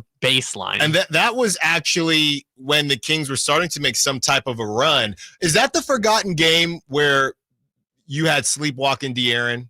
He played in that game, right? I don't remember the timeline exactly, but that was the game that we were at Tom's Watch Bar together, and it was just over at halftime. I'm looking here. That was January 23rd, and somehow the Kings managed to make it respectable. They lost by 9. And De'Aaron Fox did play in that game. He played 40 minutes in that game. Yeah, 17 points, 5 rebounds, 6 assists. Because that was why Jokic broke the all-time record for, you could make an argument, the greatest stat line ever in NBA history was because Doug came in and hit those like 6 3-pointers in the fourth quarter. That's right. That's right. And that's what really made it respectable when in reality, when in reality, the Nuggets were in control that whole time. And that was when De'Aaron, I'm not trying to roast, that was when I think there was conversation heating up again about his finger. And then he went on to take some crazy shots, and he hit, I think, the side of the backboard towards the end. He took a shot in the corner when the Kings were trying to make that run where it was still kind of close. It was either going to put them either tie the game or put the game into the one possession, something like that. And De'Aaron took like the last 2 or 3 threes and did not hit any of them, and they lost that game. I'm trying to remember the timeline. So this was a Tuesday, I think. Mm-hmm. So this was the day, or maybe it was a Monday. I'm trying to remember, but this was right before the story broke that the Kings were shopping De'Aaron Fox. Yeah. It wasn't the day of, but it was like the day right before or the day after. Let me see. The De'Aaron Fox story broke on the 28th. So this was about a couple days before. Yeah. The De'Aaron Fox this story wasn't broke. full-blown sleepwalking. And then after that is when they had the Sixers and another game after that. Yeah, this was 3 days before the infamous call to Rich Paul at midnight being like, hey, this story's going to go public. Right. So, I hear you, Kyle. I mean, 3-1 is what they should do. I have no reason to believe. Go out and beat the Rockets, and then, I'll feel like, all right, well, you're rolling a little bit now. Take care of the Mavericks again, and then there's your 3-1, and you see what happens against the Nuggets. But you have to beat either or the Houston Rockets or the Mavs. I understand why you're saying the Kings need to get 3-1. I have no reason to believe that they'll do it as of right now. But it all starts tonight against the Utah Jazz. Well, if you're listening from out of the area, sometimes we'll see some different area codes pop in, and you're hoping to watch the Kings on national TV. One of the games got dropped. We'll tell you which one it is and what they replace it with on the other side. And we hear from Doug Christie from post-practice from yesterday. Allen Stiles, Sacktown Sports. The only place you'll find Malik Monk is Sacktown Sports. Oh my, what an athletic move that time by Malik Monk. Hey Sacramento, it's Malik Monk, and you're listening to the home of the Sacramento Kings, Sacktown Sports. Your local sports leader. Bonneville International Radio Station contests are open to participants at least 18 years of age and older that are residents of California and who reside in one of the 6 counties that make up the Sacramento metro area, unless otherwise specified. Employees or agents of the station, Bonneville International Corporation, other area radio stations, or any entity associated with the contest are not eligible to win, unless the station otherwise specifies in its own discretion. Persons who have won in the last 30 days from a station contest or event may not be eligible. For a copy of the general contest rules, visit khtk.com. Hurry in and save big during Honda's President's Day sales event at Folsom Lake Honda, your one-stop Honda shop. Hurry in and save on our best selection of new Hondas. Each is priced to sell now. Folsom Lake Honda is your one-stop Honda shop for great pricing on a giant selection of new CRVs, HRVs, Civics, and Accords with low finance and lease options. Plus, get an instant cash offer for your trade. Get to Folsom Lake Honda or go to folsomlakehonda.com. Folsom Lake Honda, yeah, your one-stop Honda shop.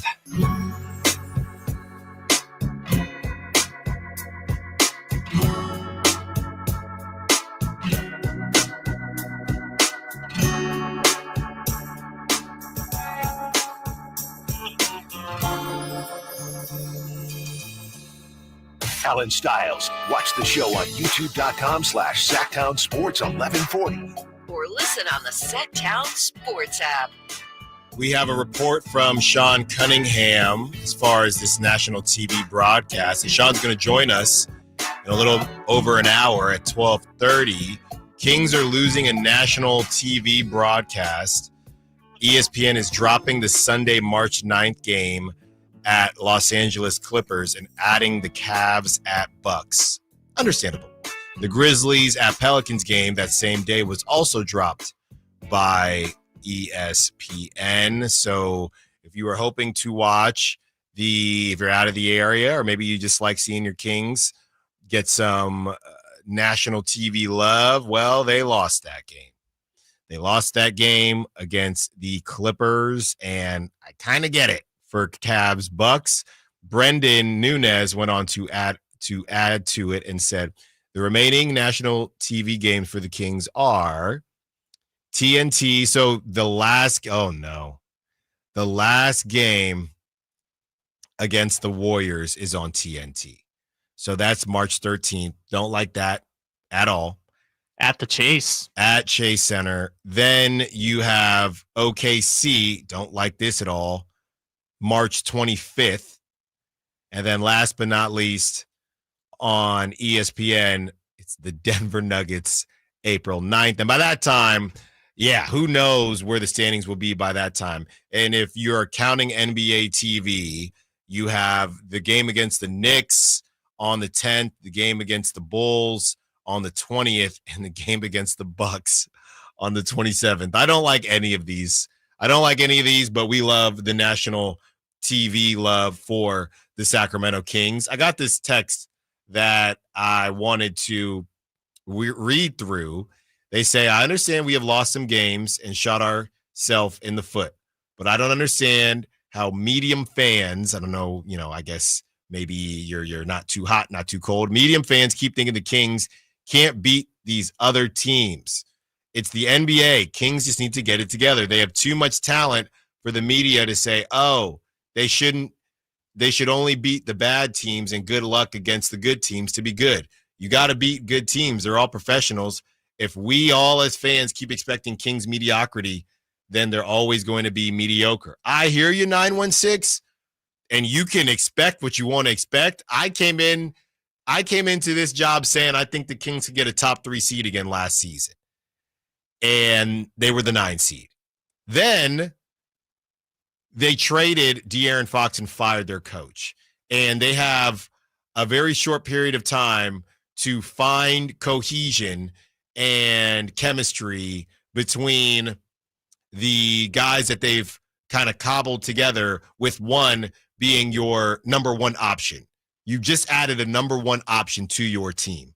So I'm just protecting myself and protecting my expectations. You can expect whatever you want to expect, but you can sit there and say the Kings need to go 4-0, and I hope they go 4-0. I do not think they're going 4-0. So, yeah, I'm not really sure where to go with that. I understand what you're saying, and we should raise the level of expectations, but we can do that. Doesn't mean they're going to actually raise their level of play. We're going to start tonight against the Jazz. You win that game. After that, you get a kind of struggling Rockets team trying to find their way.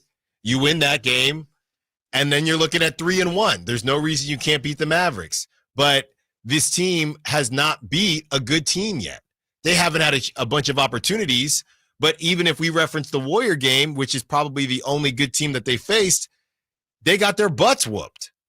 So I'm not putting the cart before the horse, and I'm not going to try to walk before I crawl. This Kings team is just starting to crawl. So I'm not going to sit there and say they need to go 4-0 on the road trip. It would be nice, but I don't see that happening. 3-1 would be nice. I think I could see that happening, but we go in 3-1 and get 1-3. So it's more of a protection mechanism right now. 916. That's what it is. I do that a lot in sports, is setting your expectations low so that you don't have the unnecessary letdown because you get maximum pleasure and minimum pain. I do this a lot in sports. It's fine. I'm seeing a lot of people start to do that now, which I think kind of is a protection mechanism because people are feeling gloomy about the trade. And fair enough, like they got not as good from this trade. And for people who are arguing the other side of it, I get it. The Kings don't even believe they got better from this trade. That's why they got the draft picks in compensation in exchange, is that they're getting less in the short term with the possibility for more in the long run. So I understand hedging your bet a little bit and emotionally people not wanting the letdown of believing in a team that, you know, a lot of people are saying doesn't have a great chance of being better than what the Beam team was. To be honest with you, I am paying more attention to the Kings not falling out of the play-in than I am to the Kings moving up. And I'm being dead serious. Well, Suns are doing you a lot of favors. They are. They're so bad. They are so bad. I think they're going to be fine there. This is also the very fine line here is like, okay, so let's say the Mavericks turn it around when AD gets back and the Warriors continue pulling away and the Timberwolves continue pulling away and the Kings, let's say the Kings win 45 games and that gets you the 10 seed. Right. They can try and make it through the play-in with 2 road victories, which I believe has happened once in the play-in era. So I think teams are either, how many years is that now? 1 for 7 in terms of 10 seeds getting through, or maybe 0 for 8. Yeah. But they also don't get their first round pick now. And so that's the tough game, is if they end up in 11, I'm not arguing that they want this. I'm just saying if they end up in 11, they at least get to keep their first round pick going into this year. Yeah. But if they end up at 10, that pick's going to Atlanta most likely. You know, they could win the lottery, but other than that, it's going to Atlanta. So if they end up in 10, that's kind of like the worst possible outcome this season. But that's kind of the territory they've put themselves in right now. And if you do end up there, it's the worst because you're probably not getting into the play. If you don't get into the playoffs, then you've essentially lost your draft pick for nothing.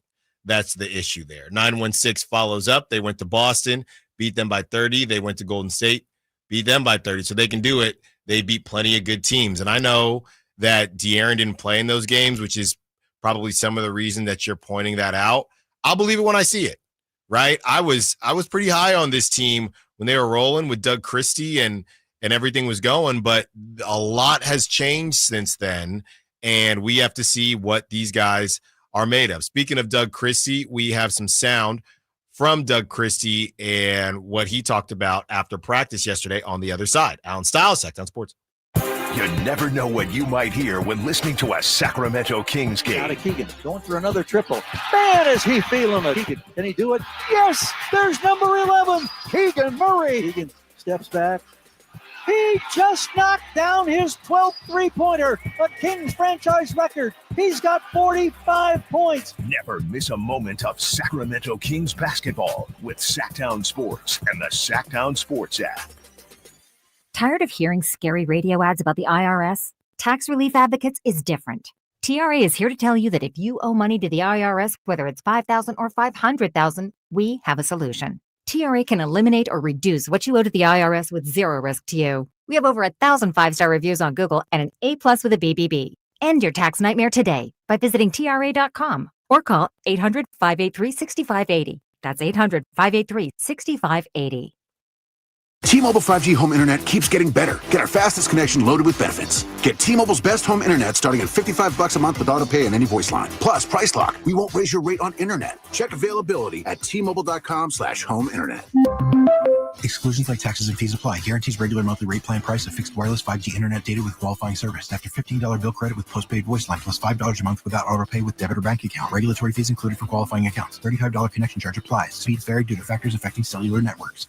Don't miss your chance to win tickets to the Sacramento Boat Show and Off-Road Expo March 6th through the 9th at Cal Expo, the largest outdoor recreation show in the market. Just go to SacktownSports.com now for your chance to win. Sacramento's premier country music festival, Country in the Park, is coming back May 16th and 17th at Cal Expo with Bailey Zimmerman, Billy Currington, Cole Wetzel, Nate Smith, and more. You'll enjoy food trucks, rock walls, and a mechanical bull, line dancing, and more. Single-day GA tickets start at $52 at CITPFest.com. Country in the Park, May 16th and 17th with the California Army National Guard. Find out more at CITPFest.com. At Stockton Honda, we know how to honor a great deal. Like right now, during our President's Day sales event, you can find star-spangled savings on some of our best models. Why not stop in today and see for yourself? Save thousands with low APR financing and great lease rates on over 500 new Hondas at Stockton Honda. Anytime, anywhere, it's all here. StocktonHonda.com. It's a myth to think you don't play golf well enough to get fitted for golf clubs. The professionals at the Hagen Oaks Player Performance Studio would argue that playing the game with golf clubs properly fitted to your body and swing characteristics is the best way to improve your game and have more fun on the golf course. With a professional staff of fitters, all the major brands of equipment, and cutting-edge technology featuring TrackMan, the indoor-outdoor Hagen Oaks Player Performance Studio is worth a look. See for yourself, Fulton Avenue at the Cap City Freeway. Schedule your fitting at 916-808-2531, 808-2531. High voltage live boxing action returns to the venue on March 8th as Uppercut Promotions presents Thunder Showdown 2. With 8 big fights, it's a night of great boxing action you won't want to miss. Thunder Showdown 2, coming March 8th to the venue at Thunder Valley Casino Resorts. Fight card subject to change.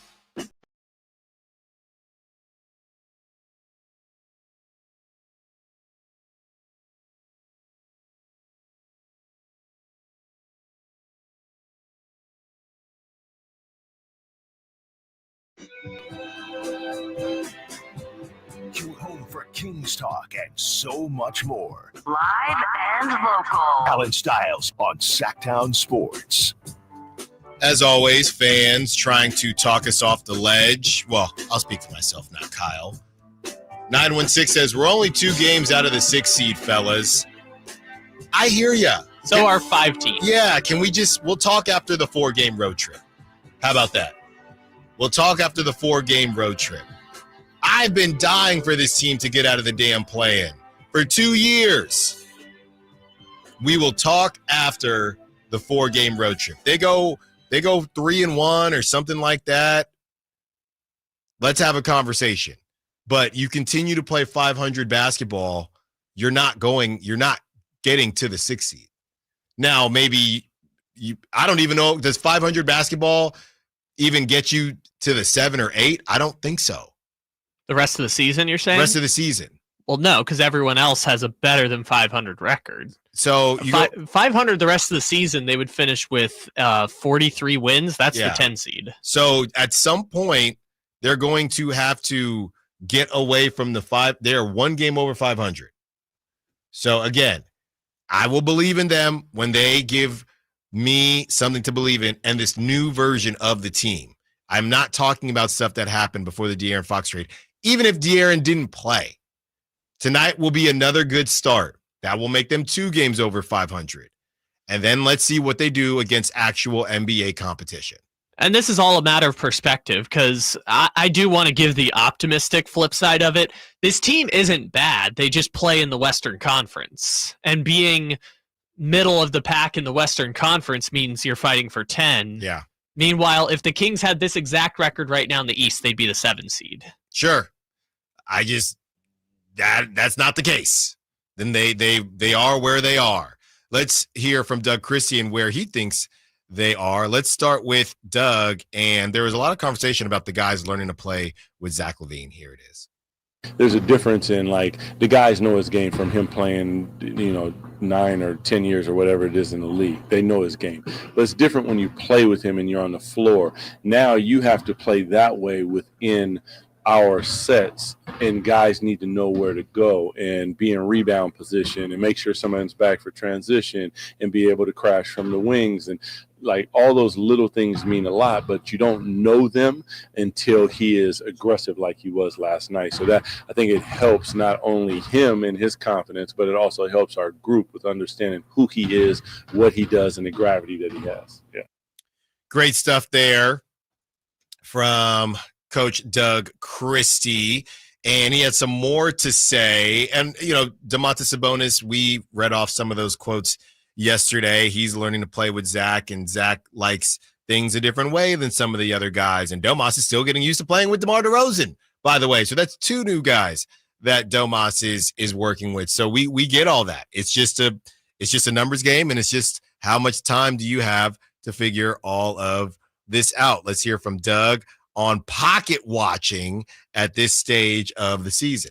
For the team, I don't do that a lot. I know that they pay attention because I don't think we're at that point where we can start to look past anybody, look past a possession. Like, we need to finish the game that we're at and then squarely look at the next team in the eyes. And then once we get there, we need to start in the first quarter and go possession by possession. That's where we're at as a team. And I'm just talking about us working on us. I'd like to look forward and all those different things, and like people send it and people show me, but it's not something that I go try to do. So I have an idea, but it means absolutely nothing if we don't take care of our business. And sometimes you can get lost in the sauce, and we don't want to do that. I remember last season, and I don't know if it was quite yet, but I know at one point last season we were doing a pre-game presser with Mike Brown, and he said that they had up the standings. It might have been later in the season, but it is almost March. And he said that they had up the standings so everybody could see. And clearly that did not help. So I would assume they don't have anything up in the practice facility or just around in the team facilities that they have. It doesn't seem like they have things up. So maybe that'll work better. I know everybody is different. I can guarantee you right now that Domantas Sabonis knows where they're at. I would say DeMar DeRozan probably knows where they're at as well. So, it's just a matter of how coaches do things. But that was the most coachy answer ever. That was literally what a coach is supposed to say, and that's what he said. Yeah, I can't remember if it was De'Aaron or Malik.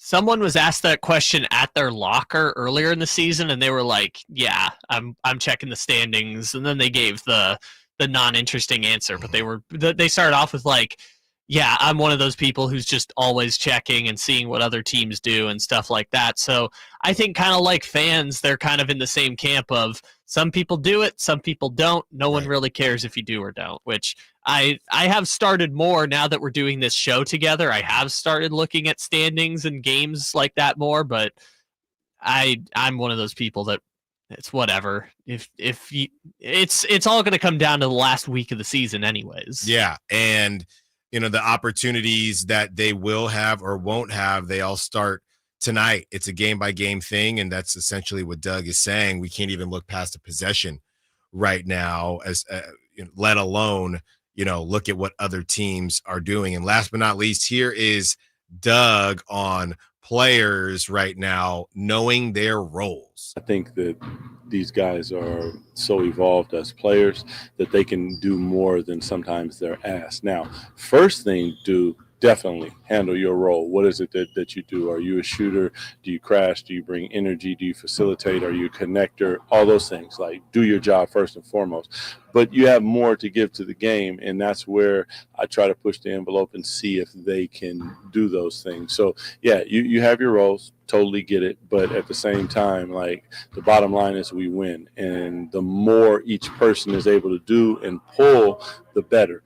But do your job first. Yeah, and that reminds me of in pickup at times where a fast break will happen, and somebody who had an opportunity to make a stop says, "Hey, well, that's not my guy. That's not who I'm guarding." And it's, well, yeah, but you were in a position to stop them, and you didn't do it, right? So this doing your job is very important, but at the same time, sometimes you need to just get it done and make sure that you put your team in a position to win a ball game and to be competitive. So I like where Doug is at as far as that middle ground on where that line starts and stops when it's getting something done, taking care of business, and when you're not able to take care of business, knowing that your teammate is going to be able to do that for you. So, great stuff there from Doug. I think every practice really matters. Like I said, we heard from Domantas Sabonis yesterday about working with Zach LaVine and continuing to all get on one accord. So every practice helps. Look, I know some people are saying, don't sleep on the Mavericks. Well, I'm slumbering. And I think that this is a huge opportunity for the Kings, not just to come out and get a W, but also to work on some things, not being disrespectful, but to continue to feel more confident going into the Texas showdown with the Rockets and the Mavericks, and then when you head to Denver. So I think that this is a great situation where you can kind of catapult yourself and keep the good vibes going. You know, it is funny when you look at Doug Christie's record, and things have definitely cooled off since the De'Aaron Fox trade. But again, even post De'Aaron Fox trade, everything's going to even out because obviously March is going to be really tough. But he could get this win. He could get this win tonight. And what would he be, Kyle, with no context? What, 6-2 since the trade? I think 5-2. Yeah, 5-2, which sounds really good. But then you start peeling back the layers. So Doug Christie, very, very fascinating situation with moving on from De'Aaron, obviously moving on from Coach Mike Brown and the situation that he's been put in and the success that he's had, but is all success created equal? Of course, like I said, this stuff is going to even out. And you get the Jazz tonight. And after that, it's going to get pretty rough for you. It's going to get tough quickly. We already talked about the 3 upcoming games with the Rockets, Mavericks, and Nuggets. You get a bit of a break, if you want to call it that. This will be more of an emotional game against the Spurs. And then after that, you get the Clippers, who they do not play well against the Clippers. You get the Knicks, who they do not play well against the Knicks. You go to the Warriors. That's the nationally televised game to try to get that tiebreaker. You have the Suns, who have been struggling, but after that, you host the Grizzlies and you host the Cavs. Then you host the Bulls. Then you host the Bucks. Then you host the Celtics. Then you host the Thunder. So this is going to get real. And if you come out breathing on this other side of that, still fighting for a 7 or even an 8, I'll be really impressed.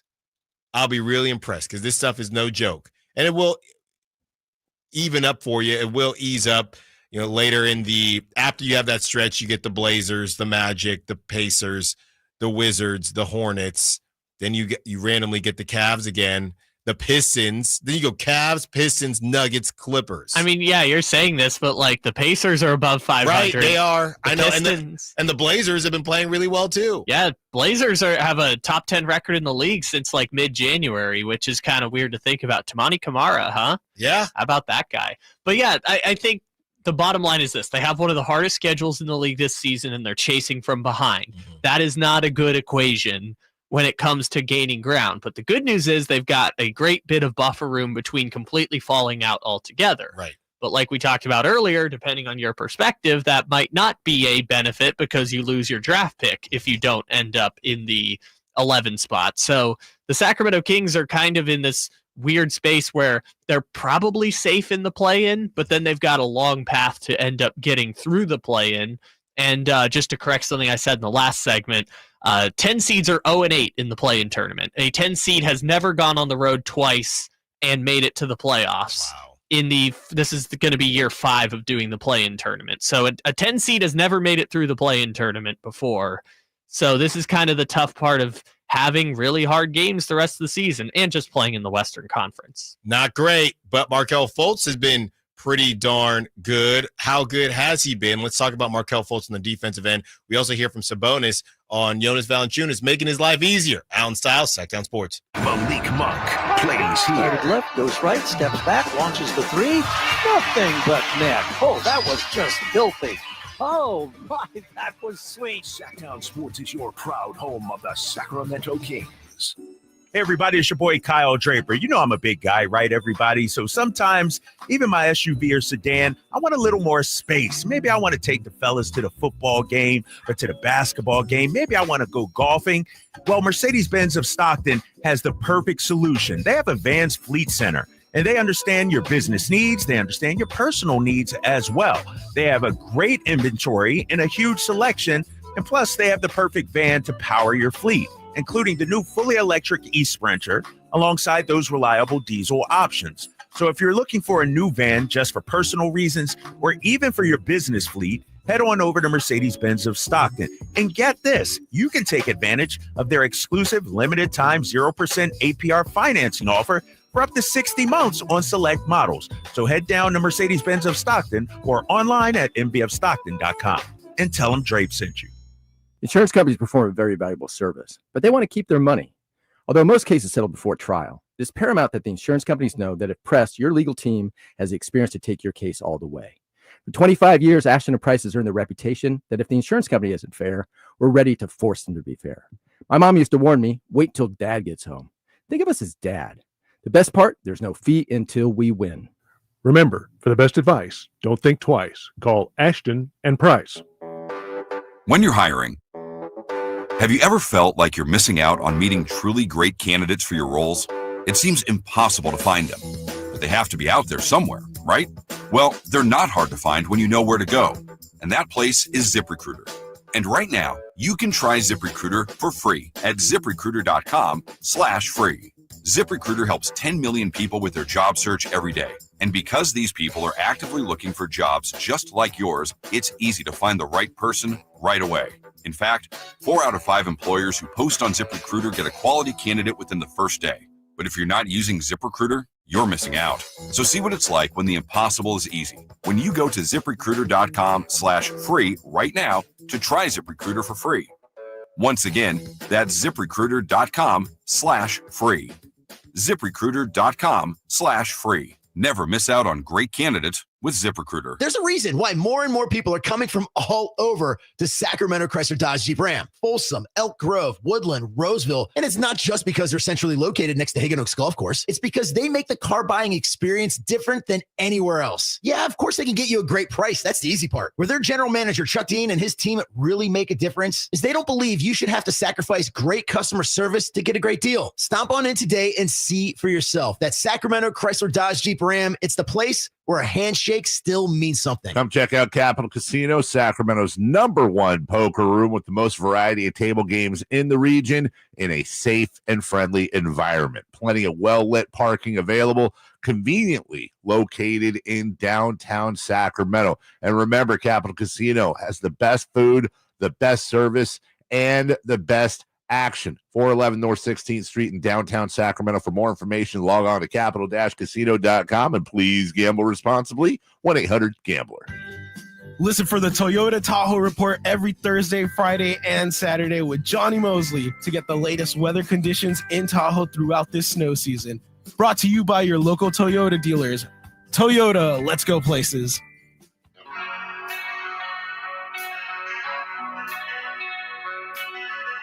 Allen Stiles. Watch the show on youtube.com/Sacktown Sports 1140.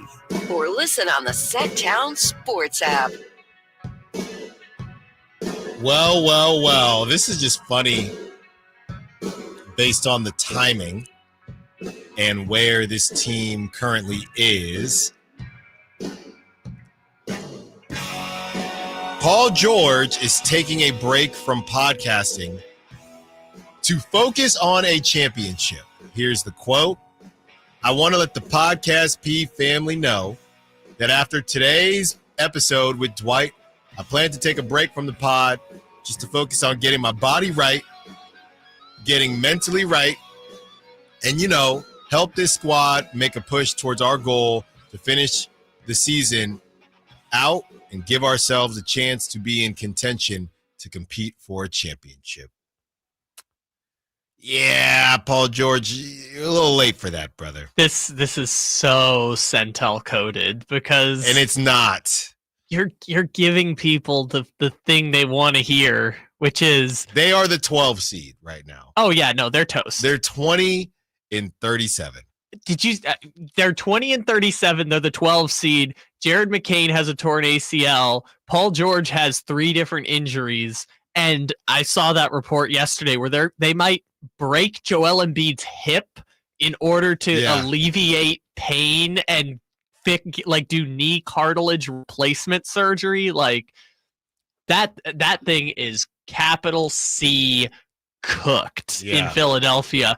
So why I just don't get why you say it know. now. You've given people the quote that they want to hear. Just don't say that. Just say I'm taking a break. I'm focusing on basketball.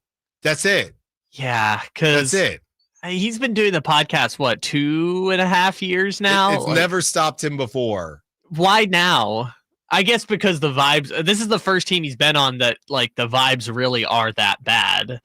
But and he has not been good either. I mean, he's been serviceable, but he's getting paid a lot. He's not been good enough for what he's getting paid. Yes. I'll say this. He is not the biggest reason why the 76ers are 20-37, but he is a symptom of the larger problem. Like on the list of reasons why, I think he's probably like fourth. Yeah. But I just don't understand. I mean, this is going to be the first time in Paul George's career he's not going to make the playoffs. Like, I'm thinking back now. No clue. I guess there was that one season they were in the play-in with the Clippers. So I guess this is going to be the second season of Paul George's career he's not going to be in the playoffs, which is disorienting to think about. So yeah, focusing on the game. Great time to do it, Paul. You still got time. Good for you. And we transition over now to, we got a couple articles, some good stuff from Will Z Stats, who writes for Kings on SI, and he had this to say about Markelle Fultz. Speaking of disappointing 76ers. Yeah, well, there you go. Opponents have shot 11 times when defended by Fultz in his 2 games played with the Kings, and they've made only 2 of those attempts. Good for 18.2% clip. In his 28 minutes, Sacramento has a 79.4 defensive rating. So basically, just breaking down how Markelle Fultz can help this team defensively. I mean, I think it's a real thing, right? I'm not sitting here saying that he is going to be the savior, but the question as far as him being some level of an X factor, I'm willing to entertain it. I know I've been on the record, I think it was yesterday, saying I need to see more, and I still need to see more, but at the very least, he is competing on the defensive end, and it just gets to a point where you need to be able to put in somebody else who's serviceable enough that you don't need to double team everyone, right? When the Pelicans were absolutely cooking and CJ McCollum specifically, absolutely cooking the Kings, and you had Keegan in there. I'm not necessarily saying that you would have had Markelle Fultz in at that time, but just other situations where you can give guys different looks of dudes that are going to compete on the defensive end and give you an opportunity to get stops.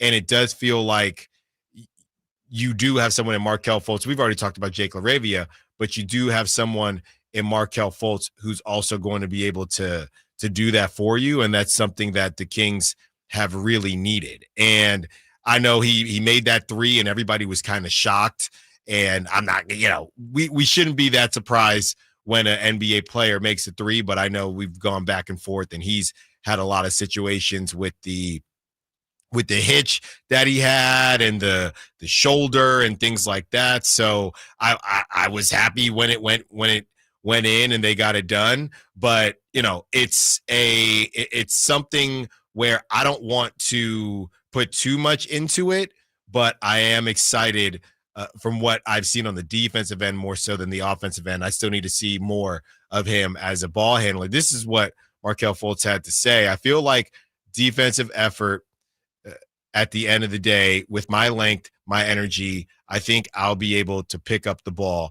I'm just trying to disrupt the ball handler any way I can and be there for my teammates when I'm off the ball. This is something that we've seen with Keon, but, we talked about it yesterday. How about it's funny how this stuff happens and we want Keon back, but what would have happened, and Devin Carter got some time in garbage time, but what happens tonight, and I know the Jazz are not good, but what happens tonight if Keon can't go, or what happens if Keon can't go against the Rockets and you got to go with Devin Carter, and Devin Carter isn't really there quite yet? You might have found yourself rushing Keon back. Now, I'm not saying Markelle Fultz is Keon Ellis, but it does give you a little bit more wiggle room when this stuff does happen, where if there was no Markelle Fultz on the team, Keon, we kind of need you out here. Maybe not tonight, because I don't think they would need Keon tonight, even if they didn't have Markelle Fultz. To guard Bryce Sensabaugh? Yeah, to guard whoever it is that the Jazz are going to allow to put on jerseys and get on out there.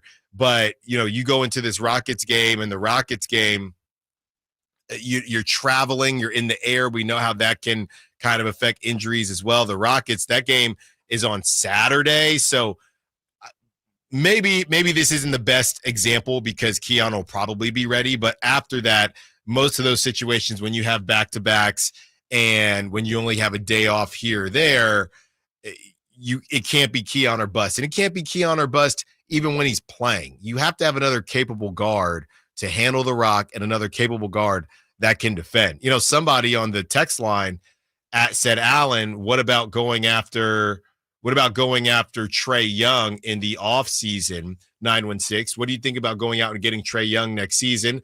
I think he could be a good fit. We need more three-point shooting, and then we could bring Monk off the bench again. He could be great running partner with Levine and play really well through Sabonis. I don't even think you're wrong, 916. I think that the defense would just be so bad that I'm not sure how you do it. And Malik isn't great at defense either. I think Malik, just from a size standpoint, is probably a bit better than Trae Young. Now, Trae Young is a better player than Malik. You're also paying for that. But I think that would be – I want to like it, but I don't think you can have the combination of Trae Young, Zach LaVine, and if you still have DeMar DeRozan on the floor. And I know the argument is, well, you have Malik Monk on the floor right now, and my argument would be, well, they're the 10 seed. So and you're paying more for Trae Young. So look, what we've learned is that they're just more so willing to get talent in the building. So I wouldn't put it past the Kings to try to bring in somebody like Trae Young, but I have no clue how much better they would be. Well, I mean, zero clue. It's interesting because you say they were willing to do it, but it seems like their hand was kind of forced with the De'Aaron Fox thing. I mean, maybe if they had shopped him and gotten the deal they wanted, maybe they would have done it before the deadline, but it seemed like their hand got forced a bit, and so they took the 70 cents on the dollar trade offer, and now they just have, as we joked before, 4 shooting guards in their top 6. Yeah. Trae Young is more of a true point guard, so I get that. And honestly, it doesn't even have to be Trae Young. Make it Tyus Jones. Make it Jordan Clarkson. Make it Malcolm Brogdon. Whoever you want as the point guard option that comes in. However much money you think it's worth, however you want to reconstruct the roster, you can just look at the team and be like, is that a difference maker from what they're trying to do? When, as you said, Markelle Fultz, as a signed off the bench guy, I know it's a super small sample size of 28 minutes, but so far, as good as you can ask for someone who hasn't played basketball in 9 months and is making, I think, $950,000. Yeah. And, there are going to be some names that do pop up. And that's the other thing, too. I'd have to look if that's via trade or, Atlanta, they would not. First of all, you're not moving DeMar DeRozan for Trae Young. Nobody, I don't think Atlanta would. Why would Atlanta want to do that? So I'm not really sure how Trae Young gets to Sacramento unless you're moving Zach LaVine. So I'm not really sure how that gets done. And I don't know that I like Zach LaVine and Trae Young. I know Trae Young has been really on his Rajon Rondo hype as far as passing the basketball, but this would have been a better conversation if De'Aaron had any interest in the Hawks or if the Hawks were that third team instead of the Chicago Bulls. On the other side, we hear from Domantas Sabonis. He has some things to say about Jonas Valanciunas and is Malik Monk getting too much heat? Allen Stiles, Sacktown Sports. Tonight, Kings and Jazz. King Night with Scott Marsh and the high flyer Henry Turner starts at 4:30. Tip-off at 6. The Kings play here on Sacktown Sports. Sacktown Sports, 1140. Getting your guaranteed maximum refund with TaxSlayer feels like discovering a refund tree has grown in your backyard. I'm the refund tree. Sawing off its branches. Hey. Feeding them through a wood chipper. My branches! My beautiful branches! and dancing in its refund rain. Start for free and get your guaranteed maximum refund. TaxSlayer. File fearlessly. With Progressive's Name Your Price tool, you get coverage options based on how much you want to pay for car insurance. And then you decide how to spend the rest of your money because you're in charge. And right now, you're going to pay for groceries. But you decide what groceries. Just keep in mind you're running out of dishwashing soap. But you decide if you're going to buy that soap. It's just those dishes won't clean themselves, will they? Remember, with Progressive's Name Your Price tool, we'll help you find coverage at a fair price. And then you're in charge. Progressive Casualty Insurance Company and affiliates. Not available in all states. Price and coverage match limited by state law. Things are just better when you switch to Cricket. The sun shines a little brighter. Happy music starts randomly playing. Best of all, you can get iPhone 13 for just $29.99 with the ultra bright Super Retina display and up to 19 hours of video playback, all on Cricket's super fast 5G network. See, isn't that better? Smile, you're on Cricket. Requires new account imported on $60 plan. First service charge and tax to with sale. $25 activation fee. Terms and restrictions apply. Cricket 5G is not available everywhere. See store for details. Hurry in and save big during Honda's President's Day sales event at Folsom Lake Honda, your one-stop Honda shop. Hurry in and save on our best selection of new Hondas. Each is priced to sell now. Folsom Lake Honda is your one-stop Honda shop for great pricing on a giant selection of new CRVs, HRVs, Civics, and Accords with low finance and lease options. Plus, get an instant cash offer for your trade. Get to Folsom Lake Honda or go to FolsomLakeHonda.com. Folsom Lake Honda, yeah, your one-stop Honda shop.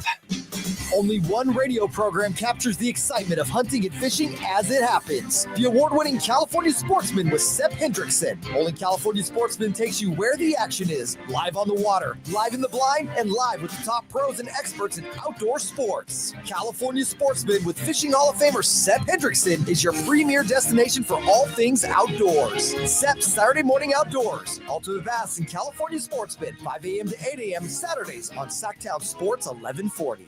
What's up? We're talking to Chad Hoblet of Hoblet Dodge Chrysler Jeep Ram in Woodland. Chad, tell me what's going on for the President's Day sales event. Something I didn't think I'd see for a long time. Right now, you can get 0% financing for 72 months on the luxurious 2024 Jeep Wagoneer S, the 2024 Grand Cherokee 4x8, or the 2024 Dodge Hornet. I'm sorry, Chad. I thought you said 0% financing. I must have heard wrong. And what's the Jeep Wagoneer S? Nope. 0% financing for 72 months. Everyone's excited about the all-new Jeep Wagoneer S because it's sporty, fun, and all-electric. Plus, you can't miss the Hoblet Certified Pre-Owned Supercenter with over 220 vehicles available and 40 starting under $20,000. When was the last time you heard of 0% financing? You'd better hurry before they realize what they're doing. Search, select, and save through their whole inventory at HobletDodge.com. Unbeatable prices, unbeatable selection. Nobody beats Hoblet, period. 0% APR for 72 months on select vehicles for well-qualified buyers through Stellantis Finance. $13.89 per thousand borrowed, at least 5 available at each offer. See dealer for details. Don't miss your chance to win tickets to the Sacramento Boat Show and Off-Road Expo March 6th through the 9th at Cal Expo, the largest outdoor recreation show in the market. Just go to SacktownSports.com now for your chance to win. KHTK HD1 Sacramento, KYMX HD3 Sacramento. Your flagship station for the Beam Team. From the Power Business Technology Toshiba Studios. This is Sacktown Sports 1140.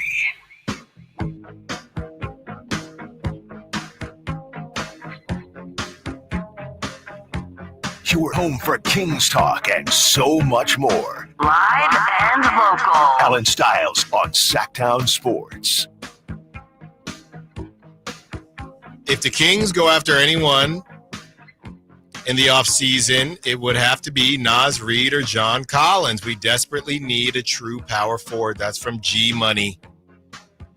G Money 01. And at this point, I don't even know G Money, right? You look at that lineup, it's just you cannot. I don't even know if they can add a power forward with the current lineup. You'd have to at this point. You would, and I don't think they're going to lose Keegan. Well, they're not going to lose Keegan either way. It's just a matter of this next season. It's just a matter of whether they come to an agreement on an extension. So you'd have to move off of DeMar DeRozan, in my opinion. You cannot just – if you just want to add John Collins in right now, you in whatever world, I guess you bring – and I don't know, their cap – that definitely puts you into luxury tax easily. Yeah. and then you would have to bring DeMar DeRozan off the bench. And again, if you're DeMar DeRozan, I'll go come off the bench. I know they haven't been messing with me, but I'll go come off the bench for the Lakers or the Clippers. I'm not and actually go home. I know there's the whole thing about him going home. He's about 6-7 hours away, depending on how fast you drive in traffic. So if I'm DeMar DeRozan and you're saying, hey, we're bringing in John Collins to this 9-seed team that has a new coach and De'Aaron Fox is no longer on, you got to come off the bench. He'd say, yeah, it's time to move me. I'm 30. I'm 36. I don't necessarily need – I don't need to start. I get that, but I'm not coming off the bench for this. Sorry. Can you move me? So here's the long and the short. The Sacramento Kings have 8 players, under contract after this season. It's the core 7, Zach LaVine, Domantas Sabonis, DeMar DeRozan, Malik Monk, Keegan Murray, Jonas Valanciunas, and Keon Ellis, plus obviously Devin Carter, and potentially the two-way guys you could add to the roster. So they're going to have to fill out roster spots. They're just going to have to do it with essentially $30 million of first apron space, which in theory you could fill if you use all your mid-level exceptions and everything else. You have $30 million to play with, but you have to fill 6 or 7 roster spots one way or another. So depending on the money, they could probably make it work. It would mean Trey Lyles probably doesn't come back unless it's on a rookie contract. It means some of these veteran guys won't come back. They don't have draft picks right now, so I guess that helps. You don't have that money slotted in for draft picks yet. So I think the more likely scenario is they're going to have to move one of the core 7 players, and the most likely of that group is DeMar DeRozan, as you mentioned, because DeMar only has, for all intents and purposes, 1 year left on his contract. He can opt out of the last year, and as DeMar DeRozan said to whatever that FanDuel show is, this wasn't what he signed up for. He signed up for De'Aaron Fox and Domantas Sabonis and Malik Monk, and getting Zach LaVine, I'm sure, makes it better because they're friends, but I don't know if it's enough to keep him around in a potentially reduced role. Right. That's the thing. If you want to run it back, I think you already have to convince him to run it back if that is what you want. If you're the Sacramento Kings, then on top of that, you're asking him to to come off the bench. I don't know. And it's just, that's the guy that you would pick, because if you're bringing in John Collins, it's not, oh, well, Malik can go to the bench, because Zach LaVine is not running point. We're watching that right now. Let's hear from Domantas Sabonis. He had some things to say about one of the recent acquisitions for the Kings, Jonas Valanciunas, and how having him is making his life easier. Here it is. Release minutes last night with having that guy out there. I mean, just what have you thought of the impact that he's brought? It's amazing. We definitely, can go on the bench and, and relax, you know what I mean? Not be worried I got to come in early or something. And last night was an example that I only had to play 27 minutes, so it was good.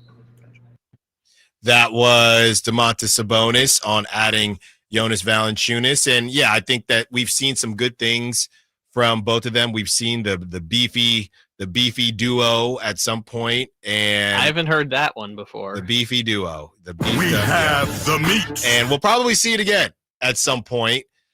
I like the freedom that it's giving Domantas Sabonis. I do think he wouldn't say this, but I do think he is transitioning or understanding how to do less, which is not something that he's been used to. The beefy duo sounds like something you can get for $6 at Taco Bell. And it probably is the 5-layer beefy whatever. You get 2 items, $6. There the you go. Beefy duo. So, a lot of opportunities for Domantas Sabonis to just go more cojones to the wall and not have to, okay, I can't do this, I can't do that, I can't get in foul trouble. You're playing reduced minutes. Now, obviously, Jonas Valanciunas is not Domantas Sabonis, but some of the things that we've seen, and we haven't checked in, but it feels like Domantas Sabonis' three-pointer has gone away, and that I think some of that just comes from playing so much. I think being in and out more than he had been in the past has affected him shooting the basketball. But again, if this team was going to get a parade based on Domantas Sabonis three-pointers, you probably were never going to get a parade. So I think we all enjoyed it while it was happening, but some of the rhythm conversations, because he just was in the game the whole time, we're not really going to see because he's getting legit breaks now. You just hit the nail on the head, Mr. Stiles. In the month of January, 14 games played, Domantas Sabonis was shooting 60% from the three-point line.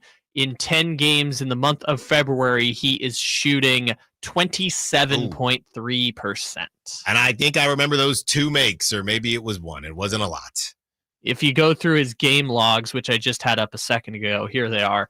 1 for 4, 0 for 3, 1 for 1, 1 for 3, 1 for 3, no shots taken, 0 for 1, 1 for 2, pretty good, 1 for 3, which is above average, right, and 0 for 2 last game against the Hornets. I think the biggest thing is, as much as we enjoyed it and it's fun to watch, it's really just about grabbing some points and putting them on the board. He's not going to take enough to change a defense.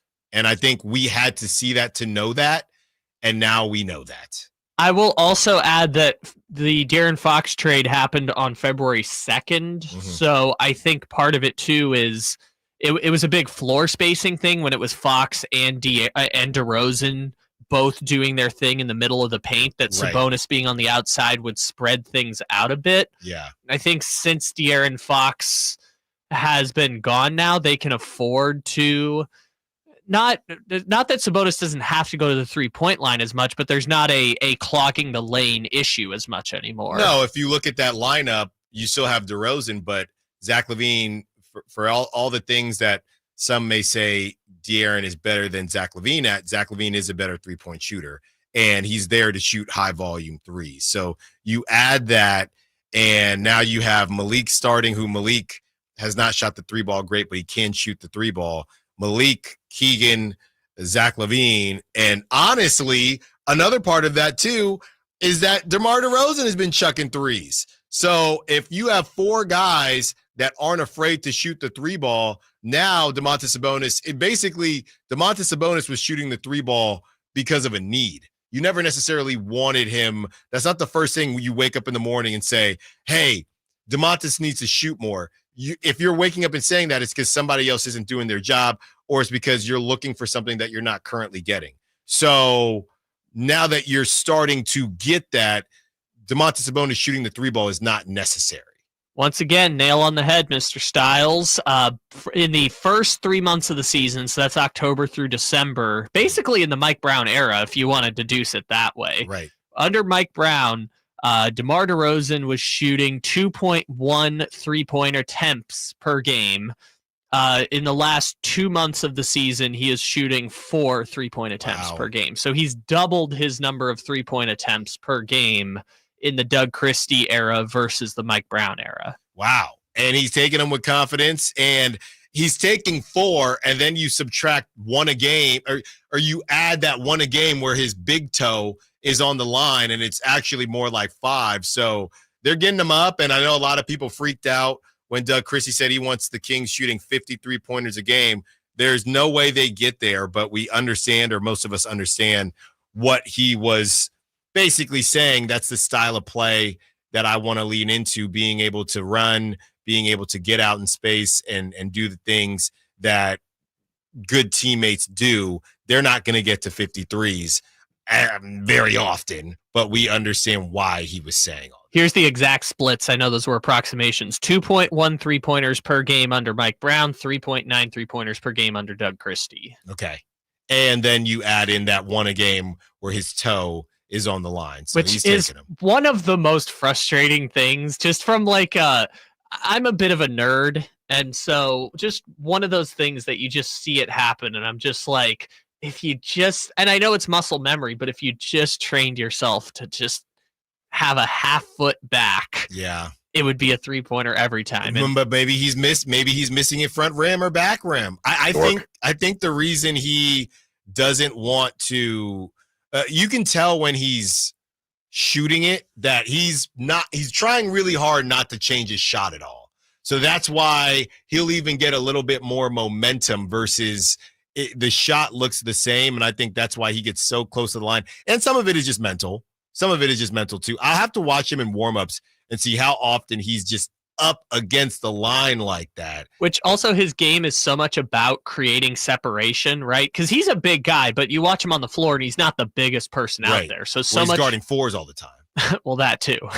Yeah, against Zion Williamson, right? He does not look like a big human being. No. But I will say, because so much of his game is spacing, if you give him the space to work, of course he's going to take that extra step forward because you're giving him the space to work. Yeah. And obviously part of that is to try and take away the drive or take away the mid-range, but it sometimes works to the defender's advantage if he does step on the line, because that's I'm not going to say the worst, the least efficient shot you could possibly take is a top of the key shot with your foot on the line. Yeah. And he hits them at the very least. He hits them, and the Kings need him to continue to hit them and continue to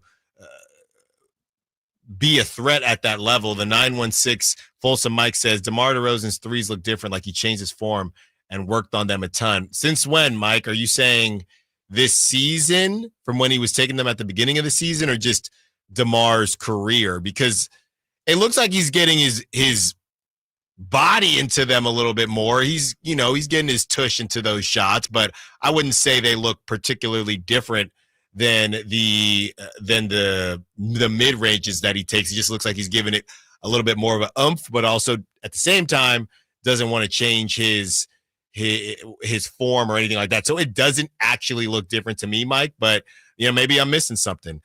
We have another article from Will Z Stats. This one is about Zach LaVine, but I want to make it about Malik Monk. Is Malik Monk getting too much heat? From Allen Stiles, a Malik Monk apologist. Allen Stiles, Sacktown Sports. Tonight, Kings and Jazz. Game night with Scott Marsh and the high flyer Henry Turner starts at 4:30. Tip off at 6. The Kings play here on Sacktown Sports. Sacktown Sports, 1140. Hey, everybody, it's your boy Kyle Draper.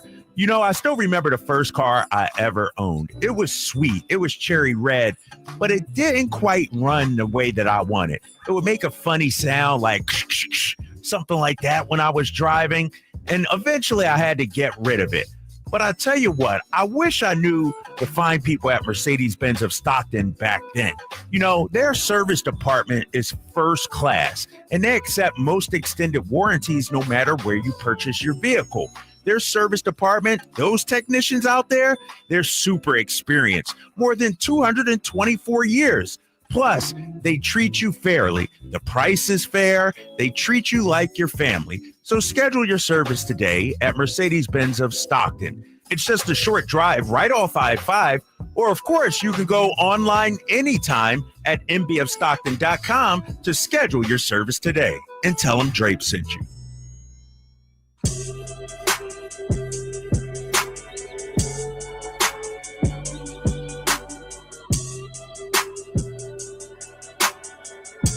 Allen Stiles. Watch the show on youtube.com/Sacktown Sports 1140.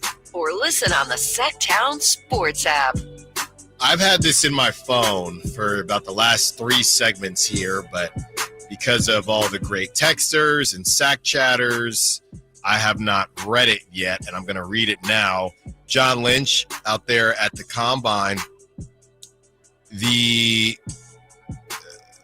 has gone on to say that the negotiations between the Niners and Brock Purdy, they've started. So the negotiations with Brock Purdy have started, and the quote is, "We want Brock to be our quarterback for a long time." We want Brock to be our quarterback for a long time. So, look, we have plenty of convos to have on Brock Purdy, but, and what that number is going to be, I'm on record saying just because he's from Arizona and likes tractors doesn't mean he's not going to ask for top dollar. But I also don't think he's going to get $60 million a year. So I think the Niners are going to move forward with Brock, and there's some question marks on Brock. I had Brock number 7 in the league, top 7 quarterback in the league going into the season. And some of that, as we look back on where he's going to be moving into next season, is injury and what is going on with elbow and the tennis elbow, whatever the heck has been going on with him, and he's about to get paid a lot of money, and he's supposed to be healthy, but I wouldn't say he got exposed, but I don't think there's going to be any conversations about him in the same conversation with a certain tier of QB. Maybe he gets back there once he gets some of his weapons back. We'll see. But Brock Purdy and the Niners have started negotiations, and John Lynch is confirming that. I know we had this a little bit later in the rundown. However, can you believe Tom Brady is trying to recruit Matthew Stafford to go to the Raiders by inviting him skiing in Montana? Yeah, I mean, what a weird world we live in. Right. We have some more NFL coming up, but we want to get to, and by the way, Sean Cunningham joins us in 15 minutes, but we want to get to AC, 916-339-1140. Real quick, before we go to AC, speaking of our buddy Sean Cunningham. Here's Sean Cunningham. Who? I don't know. Keon Ellis is available to play tonight when the Kings take on the Utah Jazz as of 3 minutes ago. Why? I really just be chilling for real. Just chill then, Keon. Don't play. Well, he's available to play. It doesn't say he's going to play. He's available to play. Don't play, Keon. Please do not play. 916-339-1140. Let's get to AC. He wants to be a part of the conversation. What's up, Allen? What you got for us? Hey, Alan, I was in Orange County last week, and I was wearing my Kings gear. So shout out. I told people down there to listen to your show, and that AC would be calling in. So there you go. There you go. Appreciate it. Hope you had fun down there. There's a lot of Sacramento fans down there. I was really surprised. But anyway, you were talking about DeRozan earlier. If we go back in the time capsule of DeMar DeRozan, you probably remember a time he was one of the least. I don't want to say proficient, but he was one of the least usage guys in the NBA at the three-point line. He shot very few threes before he came to our team. You probably remember that. Mm-hmm. So like, someone who's getting used to his craft, that toe on the line stuff is just, he wasn't a big three-point shooter before, so he's just getting used to it, I think. Yeah, that's a good point. Yeah, thanks for the call, AC. Good stuff, and shout out Orange County. Yeah, that's a great point. And, if this is how and we went through a whole breakdown about really him becoming stagnant at the three-point line was his time in San Antonio, where they just kind of said, we want you to just focus on what you're good at. And while he's in San Antonio, the world changed, I was going to say, and the league changed. So once he got to Chicago in that trade, it was, I should be shooting threes. So he's kind of gotten back on that track. And each year he needs to shoot more and more based on situation. And he hears all the chatter when, people are saying, I don't know about the DeMar thing. The spacing is going to be not very good because he can't shoot a three and do things like that. But he's working on it. And that dude, he can score, man. You don't just turn into a pumpkin past the three-point line. Now he wants to be really close to the three-point line, but he can shoot the basketball. He is a shooter. So DeMar DeRozan improving at the three-point line is in no way surprising. So great stuff there from Allen as we get to the 916 who says they need to trade DeMar this summer for sure, get an athletic power forward who fits the timeline of the team. And, I had a buddy, my guy Max, text me and say, don't get John Collins. I have him in fantasy, and he's always hurt. So, shout out, Max. I hope your fantasy team kind of works out for you. But, yeah, a lot of people go back and forth. Somebody else on the text line saying there was a report about the Kings' IQ conversation with John Collins, and Mike Brown didn't want John Collins. Look, they had another opportunity to get John Collins with Mike Brown, not the coach, okay? And if I'm not mistaken, if I follow that timeline correctly, didn't that John Collins stuff come up right when the De'Aaron stuff came up? And the question was, were they just going to try to add a wing and power through and see if the Kings could get to the end, see if they can do anything with De'Aaron to not even really maybe to convince him to stay, but also to just compete for the rest of the season. That came out. It came out that allegedly Kevin Herter or somebody was told that they were getting moved. Then the move didn't happen. We had, I believe it was Brett Siegel on and say that that's because the Cam Johnson conversation happened because the Kings were in Brooklyn. They end up getting neither and moving De'Aaron Fox. Then there were other reports that said the Kings never talked to Brooklyn about Cam Johnson. Right. But also that they had the framework in place for John Collins, and then all of a sudden De'Aaron Fox was getting traded. So, to your point, 916, yeah, the John Collins thing is kind of like the Kyle Kuzma thing to me. There is a win. I'm still holding out hope for Jeremy Grant, if you're interested in Jeremy Grant, because they've never actually talked about Jeremy Grant. Because once it gets to a certain level, I just don't think it's going to happen. Because Jeremy Grant's contract is unmovable for 2 more seasons. There you go. That dude is still in year 3 of a $160 million contract. And if they were going to get him, it would have been paired with some of the guys. I don't know, right? Some Frankenstein lineup. And I like Jeremy Grant, but with that price tag, and that's why maybe there's never been any smoke to that fire, but Zach LaVine, Malik Monk, Jeremy Grant instead of DeMar DeRozan, you're just kind of replacing the same. It's just recycled in the same way. It's like those pie charts, what the Kings are and what they keep trying to do. It's like those pie charts that where 70% of the pie chart says yes, and then the other 30% of the pie chart is red, but it says yes, and it says yes, but in red. It's all the same. It's all the variation of the same 6 fighting for a 6 seed team. I guess I see your point there. To the Jeremy Grant of it all, to put a bow on that. I mean, I'm sure there are some Kings fans out there who would be like, if this offseason, if they flipped DeRozan for Jeremy Grant and Chris Murray, it'd have to be an and, yes. Yeah, like, but I'm not saying and like a like big time starter. I'm like and Chris Murray or and Denny Advia. Right. I think there'd be some people who are like, okay, that fits the timeline better, and we have a forward who we can pair alongside Keegan. So, and then you ask yourself, why in God's name would the Blazers want DeMar DeRozan? I think it would be rerouted for a third team, but it's kind of just that point is like if the Kings wanted Jeremy Grant and they were willing to give up DeRozan to make it happen. I'm not saying it's the right move or the wrong move, and we should really wait to have this conversation until the offseason. Right. I'm sure there would be some people who are like, I'll take that. Well, we'll take Sean Cunningham on the line, and we will have him, hopefully, when we return to break down the state of the Sacramento Kings and Keon Ellis. Allen Stiles, Sacramento Sports. On the move? Got somewhere to be? Take Sacramento Kings basketball with you. The Sacktown Sports app will let you stay connected to your passion. Never miss a moment of Sacramento Kings basketball with the Sacktown Sports app. Tonight, Kings and Jazz. Game night with Scott Marsh and the high flyer Henry Turner starts at 4:30. Tip-off at 6. The Kings play here on Sacktown Sports. Sacktown Sports, 1140.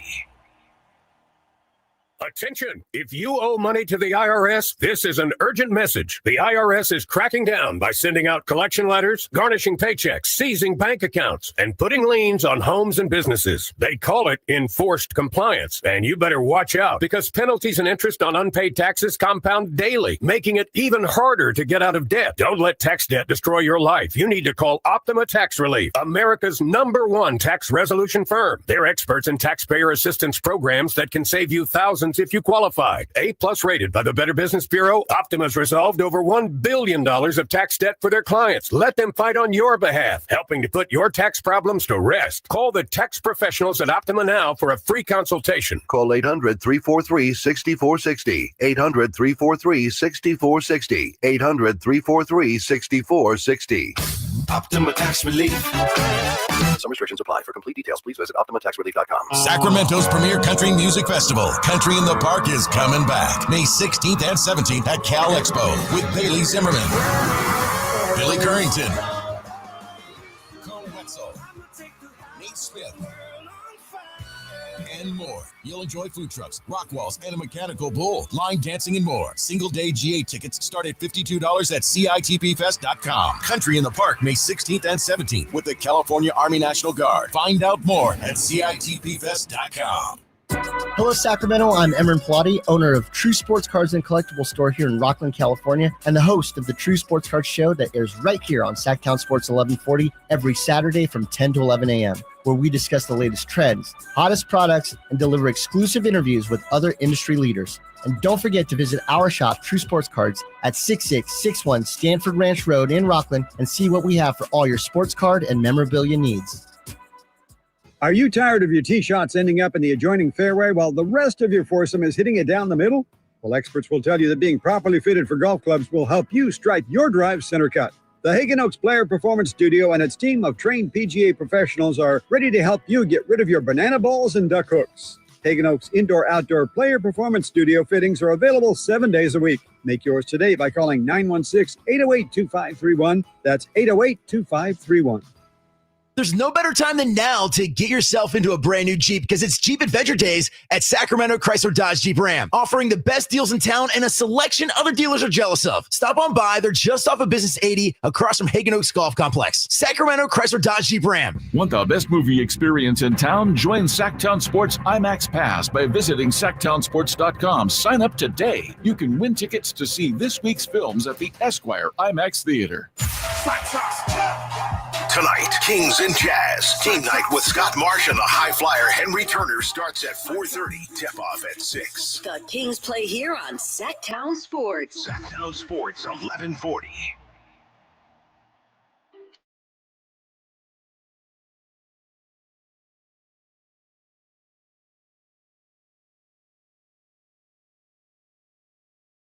Allen Stiles You can join the show by texting 916-339-1140. on Sacktown Sports. Some more news coming out from the Combine. John Lynch on Deebo Samuel. We're on good terms with Deebo. He's asked for a fresh start, and I think we're going to honor that. So it is all but over for Deebo in San Francisco and or Santa Clara. Also, Devin Carter is on fire. G League is so confusing, man. Devin Carter is on fire right now. He's got 24 points in the first half while on assignment with the Stockton Kings. The G League, man, it really cracks me up, some of these numbers that you see from people. But again, always better to look like you shouldn't be there. So shout out Devin Carter and what he's been doing. And Sean Cunningham, we know what he's been doing covering the Kings for Fox 40, sports reporter out there. Great friend of the show. Sean, thanks so much for taking some time to join us. No problem, Alan. It sounded like there was a little hint of amusement there with Devin Carter's halftime performance, the first half performance in Stockton. Well, yeah, because I don't know what to do with G League performances. I mean, just there's so many G League guys out there that'll put up just Looney Tunes numbers all the time. And I get it. It's good, but I don't know what to do with it, Sean. You take it for what it is. I mean, certainly you don't want to see a guy go out there and struggle to shoot the ball or struggle to find what the system is or, really put up a terrible stat line. So I feel like Devin Carter and his assignments with Stockton checks that box. But I remember talking to Mason Jones recently about, some of the things that, Isaac had done in the G League this year, and especially the player that he was coming from Summer League and kind of looking like going from Summer League to all of a sudden looking like he kind of belonged, or at least on this team, checked a box because he does what so many of those guys don't do on the roster as it was currently constructed then. Mm-hmm. And he talked about how it's harder for a guard to stand out in the G League than it is a big man because they're so guard heavy in the G League as opposed to finding quality big men that can go out there and do something. And automatically what I had in my mind's eye was Orlando Robinson. And obviously people remember that experiment because last year, especially the way he stretched the floor, put up some pretty big numbers. And obviously Miami was very, at least the past 2 years, really put up some numbers that jumped off the page, but it doesn't necessarily translate to the NBA. But I just feel like you take it for what it is. And especially for a young player like Devin Carter, who just needs to get reps. Look at Sean just already dropping gems. Sean Cunningham from Fox 40. Sean, we just saw your report. I see Keon is available tonight, and that wording available. Is Keon going to play tonight? If so, why?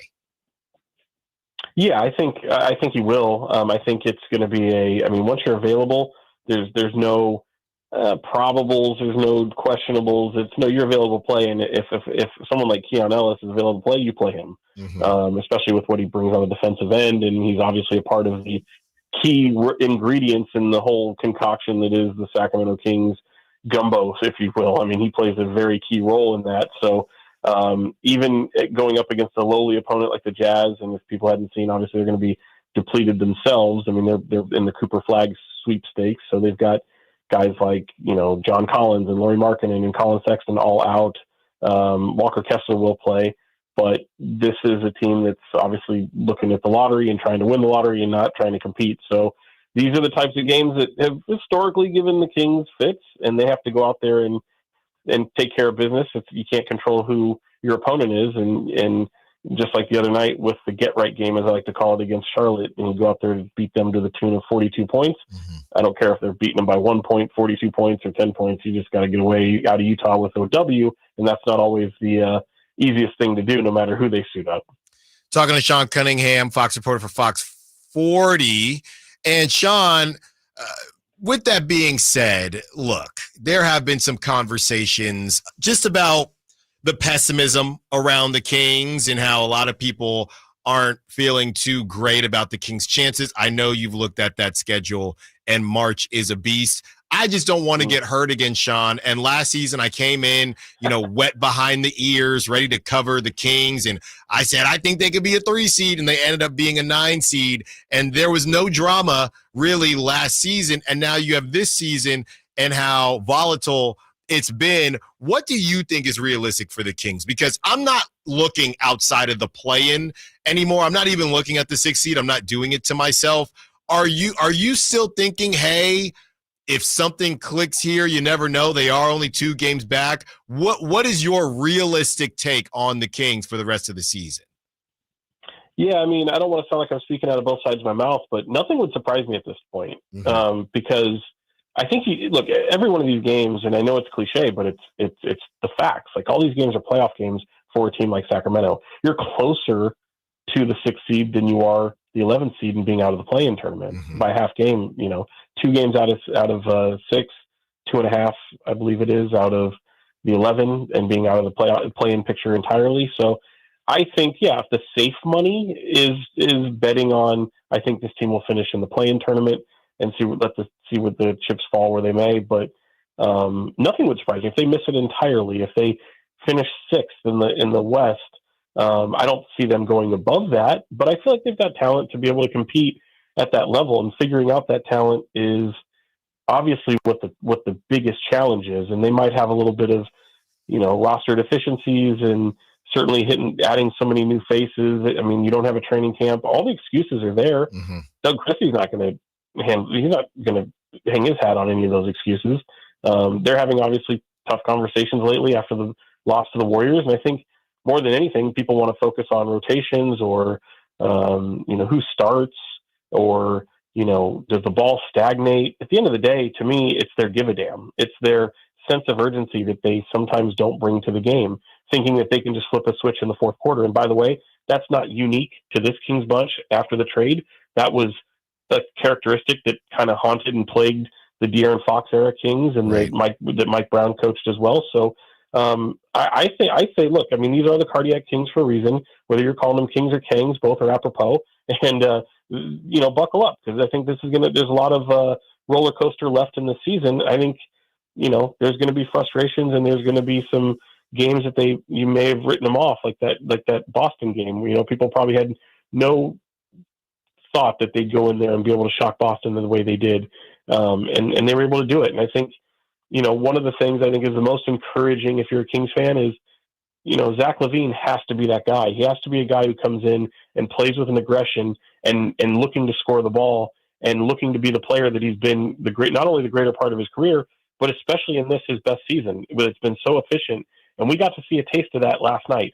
42-point outing, a season high.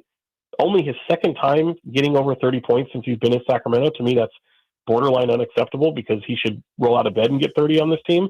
And, him trying to be that good teammate to me is nonsense. I mean, he has to shake that mentality out of his completely out of his head, because to me, if they're going to have any success in doing anything, it's going to start and stop with not only defense, but Zach LaVine absolutely shining and showing that he's capable of being that number one option. Sean, just real quick, I was just thinking about this as you were going through where the Kings' heads are at. Kyle and I were discussing the Atlanta pick conversation. As you say, hey, they're 2 games back of the 6, 2.5 games back of the 11th. Have you heard any type of conversation where it's, well, let's say things go south in March? Well, I mean, getting the 11 seed wouldn't be the worst thing in the world, or are they all in to, even though if they do end up being the 10 seed has never gotten into the playoffs, or are they all in trying whatever it takes to get to the 10 seed? Or is there any conversation of, if this thing goes south in March, I don't want to call it silent tanking, but hey, maybe we should try to get that pick? Anything that you've heard like that? No, not at all. I mean, look, even if you have people, and I haven't heard this, but even if you have some people in the front office who say, like the likelihood of keeping that pick anyway, even if you were to try to position yourself to absolutely tank, is slim and none. Like it's just not likely. Plus, what message do you send? Yeah. Your players are not going to go out there and tank. They just don't do that. You're not going to have a coaching staff at least one of them is trying to keep their job, in the sense of Doug Christie. He's an interim title. He wants to show that he's worthy of keeping the job. If you go out there and piss away these games, he won't keep that job. So, they went out and made a strategic move to not only trade De'Aaron Fox and bring back a talent like Zach LaVine, but they have pieces around them. I don't think this gets kind of mentioned enough. If you look at their top 6 or 7 players, they're all signed like beyond next season. Like you have guys that are here for the foreseeable future. Right. That's also good trade bait in that regard. So, having players like that have a few years on them that aren't total, bad contracts and movable pieces, that's a benefit. Like their biggest decision, aside from whether or not Doug Christie will be the head coach at the end of the season, is what to do with Keegan Murray and his extension. Do you sign him to a max deal? Do you not? Do you try to, negotiate that as hard as you can? Or do you go into a season where you don't have an extension and he becomes a restricted free agent at that point? And that's a big question at the end of this year. But more than anything, you have to show players on this team that Sacramento is going to be a competitive place for people to play. And that, look, you just had DeMar DeRozan join Sacramento for what the talent was around him, to try to erase some of those ills that he's had in his career as a guy who hasn't played in the postseason.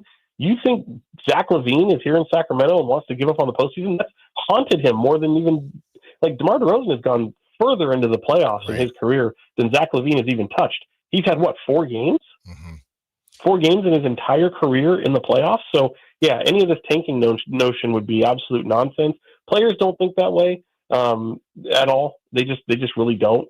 And I think going after someone like Zach LaVine, they have a mindset of, hey, this season may be a season of expectations have to be adjusted. You don't have your head coach anymore. You don't have your star player anymore. And now you're just trying to make it work. You're just trying to do as best as you can, but you're also trying to show not only these fans that pay hard-earned money, but you're trying to show them that these players that are around, like Domantas Sabonis, probably wondering what the hell's going on for the future here in Sacramento. You want to show guys like him, like, no, this is still a place that we can still compete with. And if you can somehow punch your way into the playoffs, show that you're a tough out, maybe get into the second round, all these possible things that I don't think are too far-fetched. I mean, we're not talking about a title team at all, but if they can somehow do that, think about the groundswell of momentum going into the summer and the possibility then of not only the front office trying to find other pieces, but maybe looking at Sacramento as an attractive chip to be able to, do what they did last season and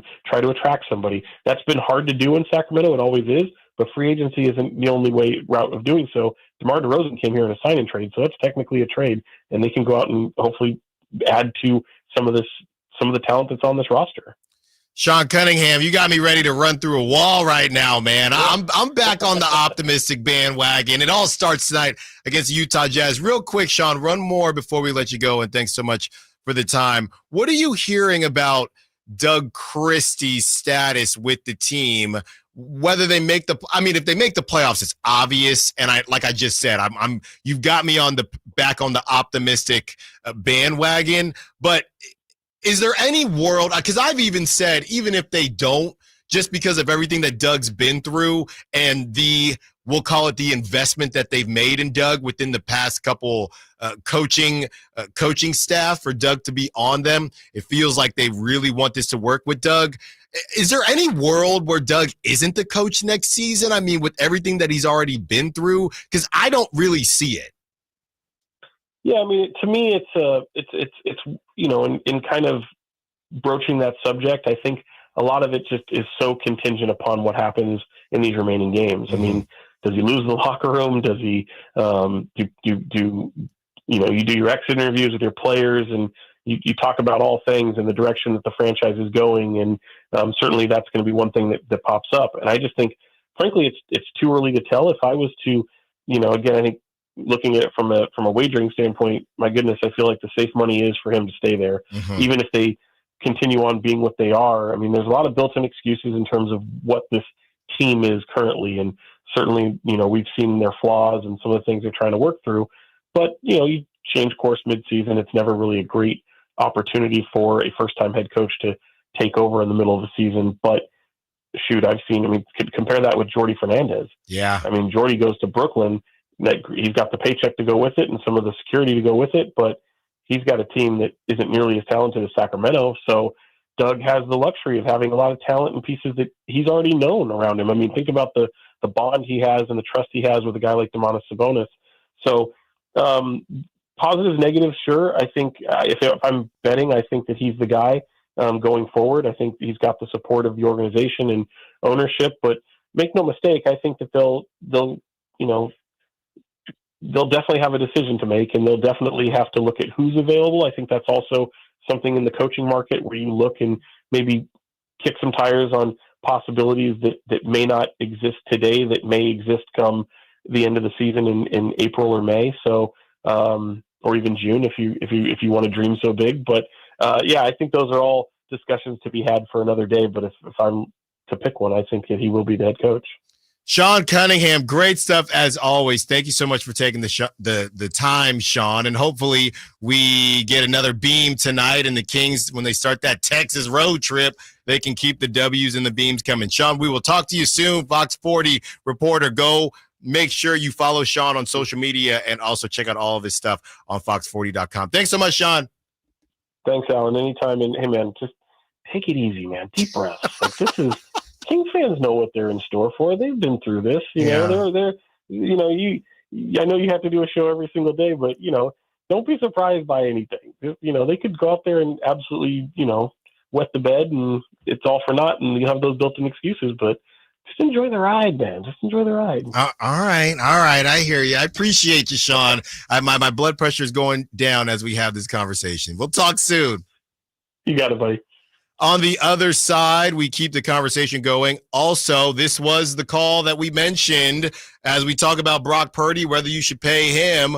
Matthew Stafford to the Raiders. What is Tom Brady trying to do to get that man to Las Vegas? And we have our Kings Jazz preview coming up. And at 1 o'clock, don't forget, Thunder Showdown Part 2 giveaway. High voltage live boxing action returns to the venue with Thunder Showdown. 8 big fights on the bill, feature top-level veterans and up-and-coming new names. We've got your chance to experience a night of exhilarating boxing action. Don't miss that. Allen Stiles, Sacktown Sports. All guests and callers join us from the Folsom Lake Honda hotline. Folsom Lake Honda, your one-stop Honda shop.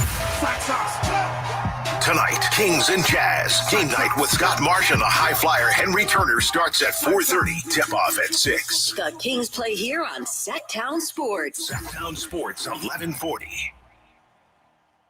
We rely heavily on our HVAC systems during the cold valley winters and hot valley summers. That's why there are so many HVAC companies out there. So when you need a new system or a tune-up, where do you turn? I turned to Lee's Air Plumbing and Heating. Once our heater checked out, we checked in at leesair.com. The entire experience exceeded our high expectations. You want prompt service from people who know what they're doing, can save you money, and will treat you right? For your HVAC needs, Lee's Air Plumbing and Heating, on the web at leesair.com. Ask about their $99 HVAC tune-up service, license number 635355. At Stockton Honda, we know how to honor a great deal. Like right now, during our President's Day sales event, you can find star-spangled savings on some of our best models. Why not stop in today and see for yourself? Save thousands with low APR financing and great lease rates on over 500 new Hondas at Stockton Honda. Anytime, anywhere, it's all here. StocktonHonda.com. With 25 award-winning years in Northern California, Ashton & Price is your local injury law firm. Pro attorney tip: if a firm presents as local but they're in LA, red flag. If your first consultation is not with a lawyer, big red flag. At Ashton & Price, your first consult is with a local attorney, and if serious injury prevents travel, a lawyer will come to you. Still not enough? George Washington's my uncle. At Ashton & Price, no red flags, just red, white, and blue. Remember, for the best advice, don't think twice. Call Ashton & Price. Is that a new Samsung Galaxy A15 5G? Yeah, I got it for free when I joined Cricket Nation. Sounds pretty great. At Cricket, anyone can get a new phone when they switch. Whoa. With a high-quality camera, meaning more flattering selfies for all, and super fast 5G, so you can post them for all to see. Your friends, your family, your ex. Free phone! Free phone! Okay, I'll switch. Welcome to Cricket Nation. Cricket 5G is not available everywhere. Must bring your number to Cricket on a $60 a month voice plan. First month service charge and tax to its sale. These terms and other restrictions apply. See cricketwireless.com for details. Drivers who switch and save with Progressive could save hundreds. With that kind of money, you could go big time on a fancy water bottle with ultra titanium alloy metal. You're not sure why you need all that. I mean, it just holds water. But you're getting it anyway. Because if you're hiking near an active volcano and you accidentally drop the bottle into molten lava, your water will still be icy cold. Switch to Progressive and you could save big time. For water bottles. Progressive Casualty Insurance Company and affiliates, not available in all states. Potential savings will vary. It's what you wait for all week. The three-pointers, the rebounds, the thrill of every shot. Win or lose, it's the hope that keeps you coming back. The dream that this time, it might be your year. And so you represent with anticipation and with pride. Because when the pressure's on, your support is everything. That's why the NBA Store is here to support you. Check out the largest selection of official NBA gear at NBAstore.com. A Fanatics experience. Finally, an easy way to find home improvement contractors. Just visit subcontractorsunited.com and simplify your search for home services professionals. From cabinets to windows, roofing to plumbing, Subcontractors United is an easy, simple way to find and hire a home improvement contractor. And you never have to give up personal information. So no harassing phone calls like you get from those other websites. SubcontractorsUnited.com is sponsored by D&D Cabinets and Savage Design. Don't miss your chance to win tickets to the Sacramento Boat Show and Off-Road Expo March 6th through the 9th at Cal Expo, the largest outdoor recreation show in the market. Just go to SactownSports.com now for your chance to win. Listen for the Toyota Tahoe Report every Thursday, Friday, and Saturday with Johnny Mosley to get the latest weather conditions in Tahoe throughout this snow season. Brought to you by your local Toyota dealers. Toyota, let's go places.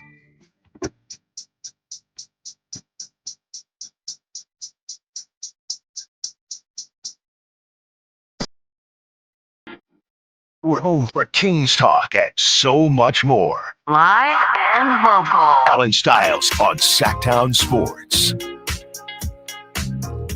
Great stuff, as always, from Sean Cunningham.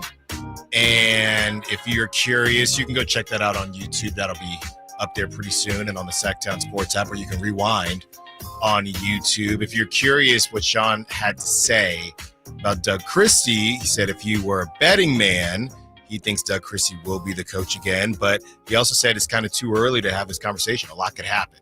So that is, something we're going to keep an eye on. And Sean kind of gave the optimistic approach just based on the fact that you never really know what the hell is going to happen with the Kings. There's no, if Zach LaVine this and Malik Monk that, it's just the Kings never make a ton of sense. And they do have a decent amount of talent, and maybe they make it work, right? Who knows? So great stuff there from Sean, and we always love having him on the show. Real quick, we did say we were going to give a shout out to the Raiders fans. Here's Sean Cunningham. Who? I don't know. To the Raiders fans out there, as some conversations have been had about what they should do at quarterback. And two teams that might be in the conversation to draft a quarterback are also in the conversation to kind of speed that process up by getting a current quarterback that we know is pretty darn good and has won a Super Bowl. And no, I'm not talking about Aaron Rodgers, but one Matthew Stafford. So Matthew Stafford, this is from Diana Rossini, Matthew Stafford's exploration of his market value the last few weeks has indeed attracted significant interest from teams, notably the Raiders and Giants, per sources. Teams are anticipating the Rams will now be driving up the asking price if they decide to move him. So, of course, hey, supply demand. We know that there are at least two teams that are interested in me, and let's go ahead and see what we can do. Matthew Stafford, I saw some people messing around talking about Matthew Stafford to the Niners. That ain't happening. John Lynch just spoke. Somebody on the text line said, I wouldn't pay Brock Purdy. I guess it depends on what you would pay Brock Purdy. But John Lynch says they are already starting negotiations. So that's not going to happen. Matthew Stafford at 37 years old. I mean, that's really, would the Jets try that and say, hey, let's try this a ready-made quarterback thing one more time? Because I don't really know why the Raiders feel that they could be in position. Again, I don't even think I realized he was 37. This is from Ari Merov, and this is kind of crazy.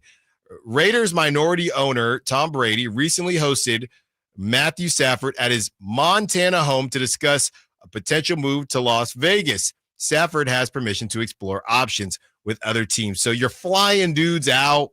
Well, here's the funny thing, and I know you've been doing the show, so you probably haven't seen this. We have reporter beef now about the details of this story because Ian Rappaport, who, for those who don't know, Michigan guy, same agent as Tom Brady, he was saying this was just purely a coincidental meetup at a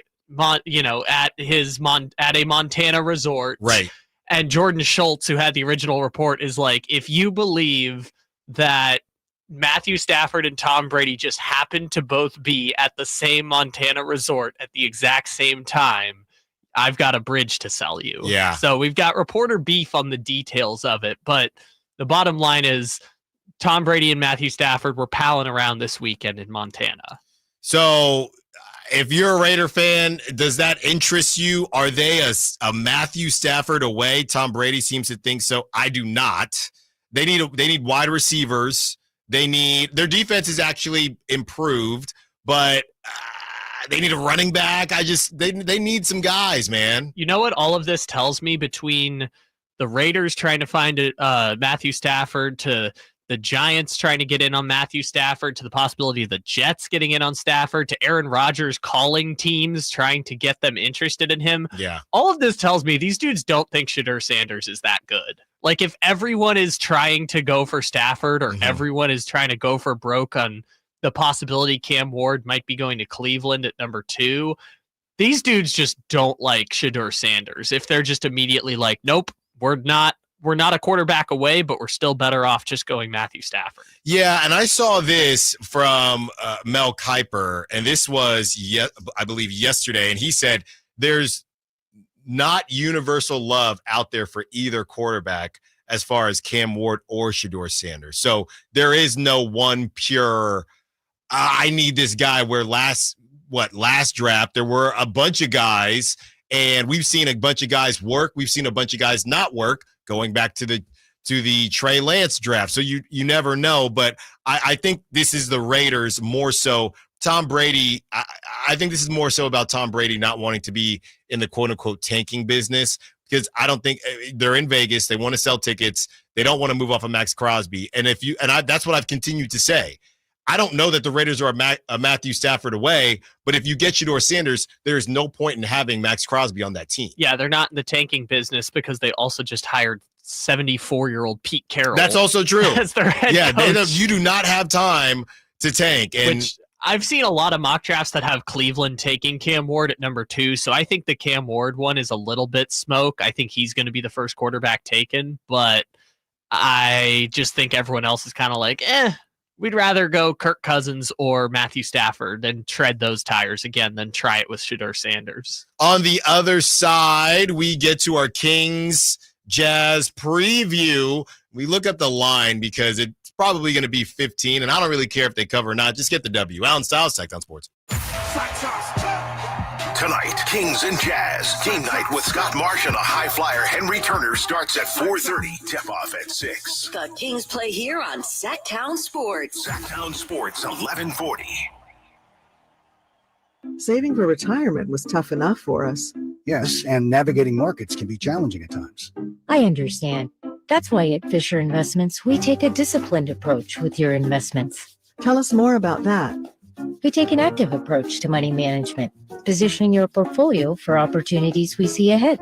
So all your clients get the same portfolio? No, we tailor your portfolio to your individual goals and needs. What about communication? We don't like being left in the dark. We check in regularly to keep you informed on the markets and your portfolio. Which means you'll help us stay on track. Yes, our goal is your comfortable retirement. And as a fiduciary, we always put your interests first, because we do better when you do better. At Fisher Investments, we're clearly different. Learn more at FisherInvestments.com. Investing in securities involves the risk of loss. What's up? We're talking to Chad Hoblet of Hoblet Dodge Chrysler Jeep Ram in Woodland. Chad, what's going on for the President's Day sales event? If you've been waiting to get a new Ram Heavy Duty, now is the time to buy. Save up to $20,000 off MSRP on remaining new 2024 Ram Heavy Duties, starting as low as $38,995. That's huge savings on heavy duties. Yep, and that means it can't last long. Some may call themselves a Super Ram Truck Center, but when you need a hard-to-find Ram Heavy Duty, Hoblet has it, with over 400 new Ram trucks available. Don't miss your chance to save. Search, select, and save through their whole inventory at HobletDodge.com. Unbeatable prices, unbeatable selection. Nobody beats Hoblet, period. 20,000 total net savings after 13,000 factory rebates and 7,000 dealer discounts. Rebates include 10% off MSRP factory cash. Sample VIN savings, 8,013. 4,000 Hoblet Select inventory coupons, and 1,000 Hoblet trade-in assistance for 2005 or newer under 160,000-mile vehicle. At least 5 of this net savings. $38,995 net price. Simple VIN 411627. See dealer for details. Hey, it's Carmichael Dave for my good friends over at Jiffy Lube, and they want to show some customer love this month with their February oil change deals you can find online today. Visit jiffylube.com and find a service center near you to see these sweetheart deals, get it, during the month of February. Here's what you do. Drive into savings at jiffylube.com today and let yourself save in the month of February. Tell them Carmichael Dave sent you. Advanced Infusion Center, where we prioritize your comfort and well-being. Whether you're managing a chronic condition or seeking specialized IV therapy, our state-of-the-art center offers tailored solutions to meet your needs. Advanced Infusion Center's dedicated healthcare professionals are here to ensure your safety and provide personalized care. Conveniently located in Sacramento and Yuba City with flexible scheduling options. Experience a new standard in infusion therapy. Visit Advanced Infusion Center today at advancedinfusion.com. Golf to Go is brought to you by the Hagen Oaks Golf Super Shop. Here's Frank LaRosa. Miniature golf has been around America since 1916, with the first course opening in Pinehurst, North Carolina, according to Links magazine. Englishman James Barber built a course in his backyard called Lilliputian. A few years later, he built a second course and called it Thistledew. Unlike today's mini golf courses, Thistledew wasn't for children. The 18-hole course was made of compacted sand and clay, making it quite difficult. Today's clown mouths or windmills were nowhere to be found, as the course featured real hazards like rocks, trees, and grass bunkers. 4 holes even required a high-lofted niblick to carry bushes and long grass. Longest hole was 71 feet, shortest was 12. Golf fanatic Thomas McCullough Fairbairn revolutionized the game in 1922 with his formulation of a suitable artificial green consisting of a mixture of cottonseed hulls, sand, oil, and dye. 100 years later, Thistledew has returned to its home at Pinehurst Resort, and guests can play the new Thistledew. Please leave your niblick at home. That's your Golf to Go. I'm Frank LaRosa. KHTK HD1 Sacramento, KYMX HD3 Sacramento. From the Power Business Technology Toshiba Studios. This is Sactown Sports, 1140.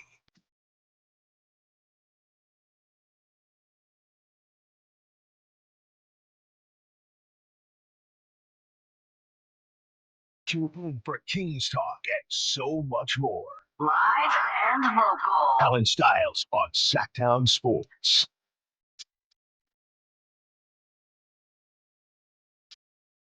It is time for the Thunder Showdown giveaway. Win a pair of tickets to Thunder Showdown Part 2 at the venue at Thunder Valley on March 8th. High voltage live boxing action returns to the venue with Thunder Showdown 2. 8 big fights on the bill feature top-level veterans and up-and-coming new names. We've got your chance to experience a night of exhilarating boxing action. We're looking for caller number 5. Caller number 5 to score your pair of tickets at the Showdown at the venue March 8th. Caller number 5, 916-339-1140, 916-339-1140, 916-339-1140 as we give you an opportunity to win those tickets. You know, I'm going back and forth, and I got to wait. You know, I get Twitter fingers, and they get real itchy. But I posted my take about De'Aaron Fox and the lack of success, and it's just so lazy to me. So many people are saying that if it wasn't for the media, De'Aaron wouldn't get booed at all if it wasn't for the media. And I disagree, because to me, I have media. You sit here, you listen to this show, and there are media members that come on all day long. And I'm telling you this much: the stuff that came out from De'Aaron, a lot of this was pushed by the fans, right? When he said what he said about Stephon Castle, the fans found that. You think Sean Cunningham is up paying attention to who De'Aaron Fox is following and unfollowing on social media? The fans found that. So once it becomes a thing, we report on it. That's our job. We're not the ones sitting here doing the investigating on this stuff. So to say that De'Aaron wouldn't get booed if it wasn't for how the media treated this is ridiculous. You want to have a conversation about whether or not he had enough success? It's the same thing that we've always said. If you stand in front of a bunch of first graders, does that make you tall? De'Aaron Fox, he did a lot for this franchise, but this franchise hasn't really done much. So spewing off all of the things that De'Aaron Fox did might be enough for some fans, but from other fans, relatively speaking, but from other fans that got friends that are Warrior fans and things like that, they're not looking at De'Aaron Fox as, wow, look at the greatness of De'Aaron Fox. And he probably will get his jersey retired. But there's still plenty of fans out there that don't feel like De'Aaron Fox did enough, separate to the front office not giving enough. So I'm going back and forth during breaks. So I don't know if anybody is that I'm going back and forth with is listening, but there's my take on it. All right. Kyle found their winner, and they are going to get that taken care of. We're giving them away for the rest of the week, so you will have an opportunity tomorrow as well to win those tickets. And like I said, that was my first time being at a boxing match. It was a lot of fun. And I'm probably going to see if I can go back. March is my birthday month, and I have a lot of plans. So I don't know if the missus is going to let me sneak out, but if she does, I will be in the building. And if I can go, I will let y'all know, and we can link up and enjoy a beverage, something like that. All right. As we get to the Kings Jazz preview, as we talked about, the Jazz stink, and they're missing a bunch of guys. So they are 23rd in net rating, 22nd in offensive rating, and 24th in defensive rating. And that is just on the year, right? So if you talk to my buddy, like he said, he drafted John Collins. John Collins has missed one too many games for him on his fantasy team, but they're missing a bunch of guys today. No Lauri Markkanen, no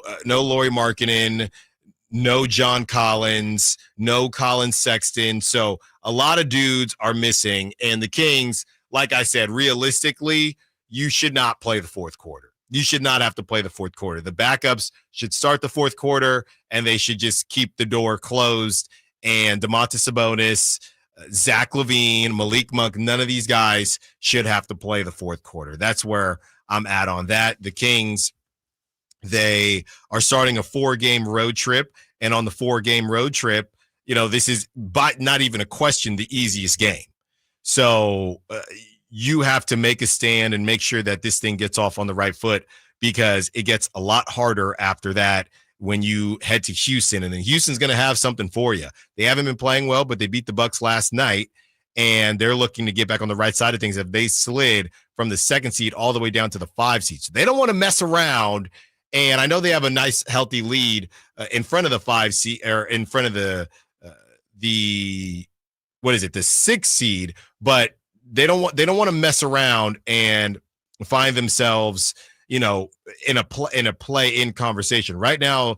The Rockets. Yeah. So there's a big gap between the 5 and the 6 seed.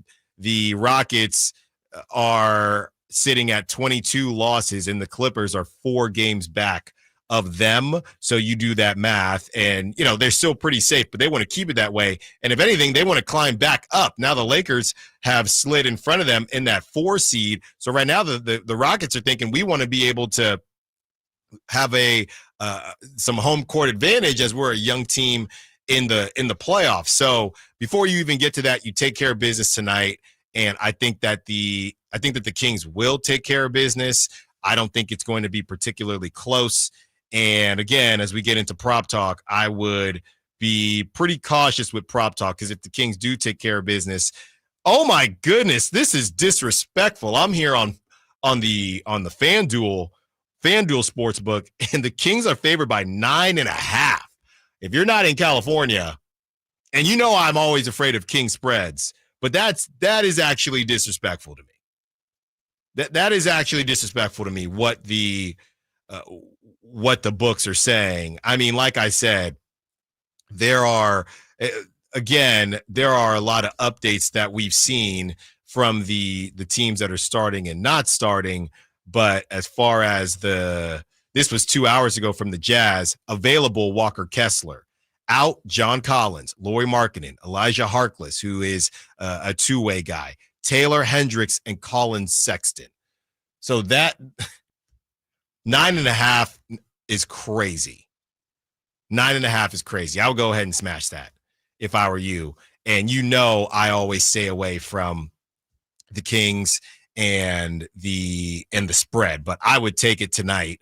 As far as Keon is concerned, we saw reports from local media that Keon Ellis is available, and Jason said that, look, we can talk about how bad the Jazz are, but Keon is going to play tonight. You're going to play this straight up. You're going to give respect to that team and feel like they are, an NBA team, because they are an NBA roster. And if you sleep, don't let Keontae George or, a young buck like that get you. So it is a big day and a big night for the Kings to go ahead and continue to wipe off that stench and that taste in their mouth from the Warriors game, even though it was a couple games ago now. But you got to beat up. De'Aaron said it best. Funny enough, De'Aaron said it best. You got to kick them while they're down. And the Jazz are down right now, and they want to be kicked. They're in the Cooper Flag sweepstakes. They legitimately want to be kicked right now. But they definitely don't want some of their young guys getting kicked. Keontae George, who has been a baller, right? I put him in the same realm as the Anthony Simons of the world, and just dudes that can get buckets. Keontae George is up to 17 points per game, and his true shooting is up to 54.5. He's up in every major category: points, rebounds, assists, steals, blocks, field goal, and 3-point percentage, despite the fact he's taken 3 more shots per game and 2 more 3-pointers per game. The Jazz have scored 100 points in 20 consecutive games, but the record has been 5-15. So, like we said, going back to that defensive rating, they're 24th. They're just kind of a revolving door. Which that rating is, I forgot to make the note, that's since January 1st. Yeah. If you take the season as total, which is obviously a lot of ups and downs, everything else, they're dead last. They're 30th in defensive rating if you take the whole season. They've been better the last couple months, but the whole season they are just putrid defensively. Yeah, and again, on the other side, we'll kind of discuss, hey, this can happen as I see some of the texters popping in. This can happen when you tank. You don't know how long the tank is going to take. And again, I like Cooper Flagg. I've been high on Cooper Flagg since as soon as he popped up on the national on the national scene. But we don't know what he's going to. First of all, we don't know if you're going to get him. Second of all, we don't know what he's going to be. So I know the tanking thing is super appealing right now with the Rockets and the OKCs of the world, but it is not. Objects are further than they appear sometimes, and the Jazz are kind of waiting for something, but we're not really sure what. And and again, it would all make more sense if you got a haul back for. Can you imagine? Again, you wanted the haul, and that's why the Warriors said no, thank you, and that's why the Kings said no, thank you. But yeah, if you make that move. And Keegan Murray is on this Jazz team. Keegan is probably taking he should be taking upwards of 10 shots a game. They need to move on from Lauri Markkanen, who they just signed, but they'll be able to move on from next season. They need to move on from John Collins, and then their clock hasn't even started yet. And honestly, it's almost a bit luck that they have been so injured that it's forcing them to do the full rebuild eventually, and maybe they still say, and that's how he is. He hasn't wanted to give up Walker Kessler, and that makes a little bit more sense because Walker Kessler's younger. But what is John Collins? Aren't they both 27 years old? I know I just looked it up. Lauri Markkanen's 27. John Collins at youngest is 26. John Collins is 27 years old. So these guys, none of these timelines make sense. So again, on the other side, we get into the cautionary tale that is the Utah Jazz. And maybe in 7 years, see, Allen? Okay. But a lot can happen in 7 years. And again, you're still putting you're still putting out a recipe that you don't know if it's going to taste good or if there's going to be success. You can look at the Sixers as well. Now, they had playoff runs, but what are you tanking to do? Let's ask you that question as well. On the other side, like I said, we discussed the cautionary tale of tanking. Allen Stiles, Sacktown Sports. Tonight, Kings and Jazz. Game night with Scott Marsh and the high flyer Henry Turner starts at 4:30. Tip-off at 6. The Kings play here on Sacktown Sports. Sacktown Sports, 1140. What if your limited inventory had unlimited potential? What if your biggest risk was not taking one? What if you could make every move matter? Bank of America's business solutions can help bring your biggest what-ifs within reach.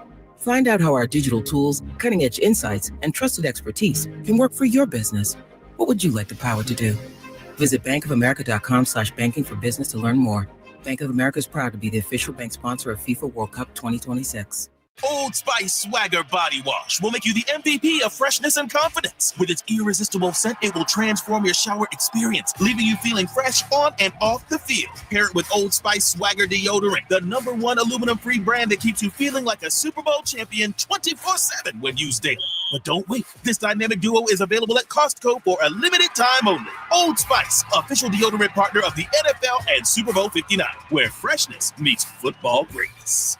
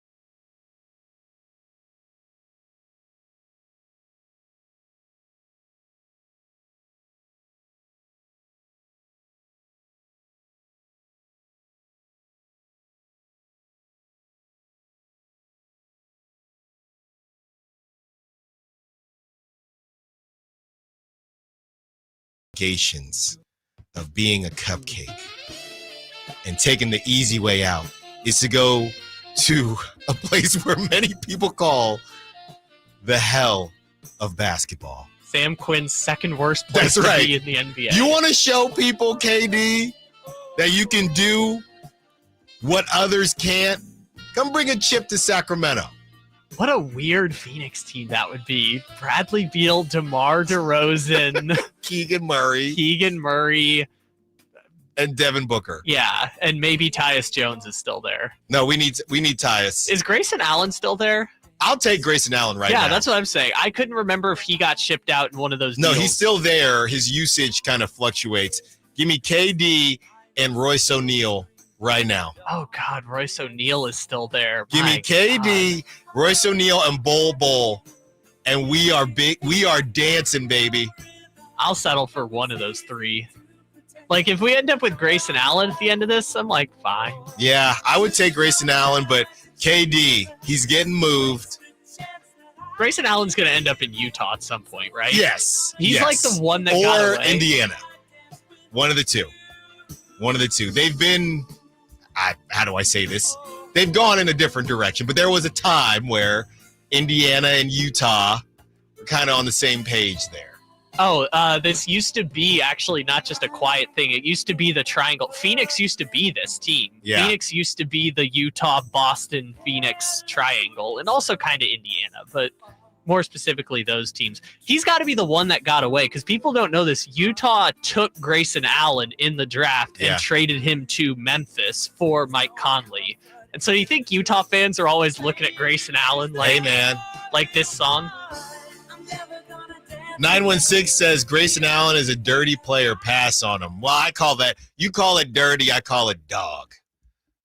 I call it the real dirty dog. That dog is ugly. That's right. And he's our ugly dog. So give me Kevin Durant. Give me Grayson Allen. And let's go to the damn finals. I mean, you're paying luxury tax. Yeah. That's the thing, though. If Kevin Durant said, you know what, man? I actually mess with Sacramento.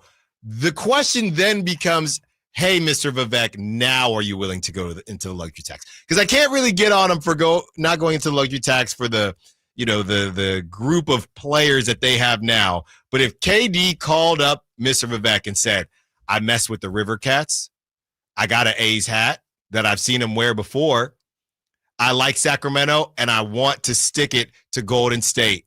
Please, let's get it done, but you got to pay me what I'm worth. He would do it. Speaking of players who like their hookah, Kevin Durant. Yeah, well, he's putting something else in the hookah.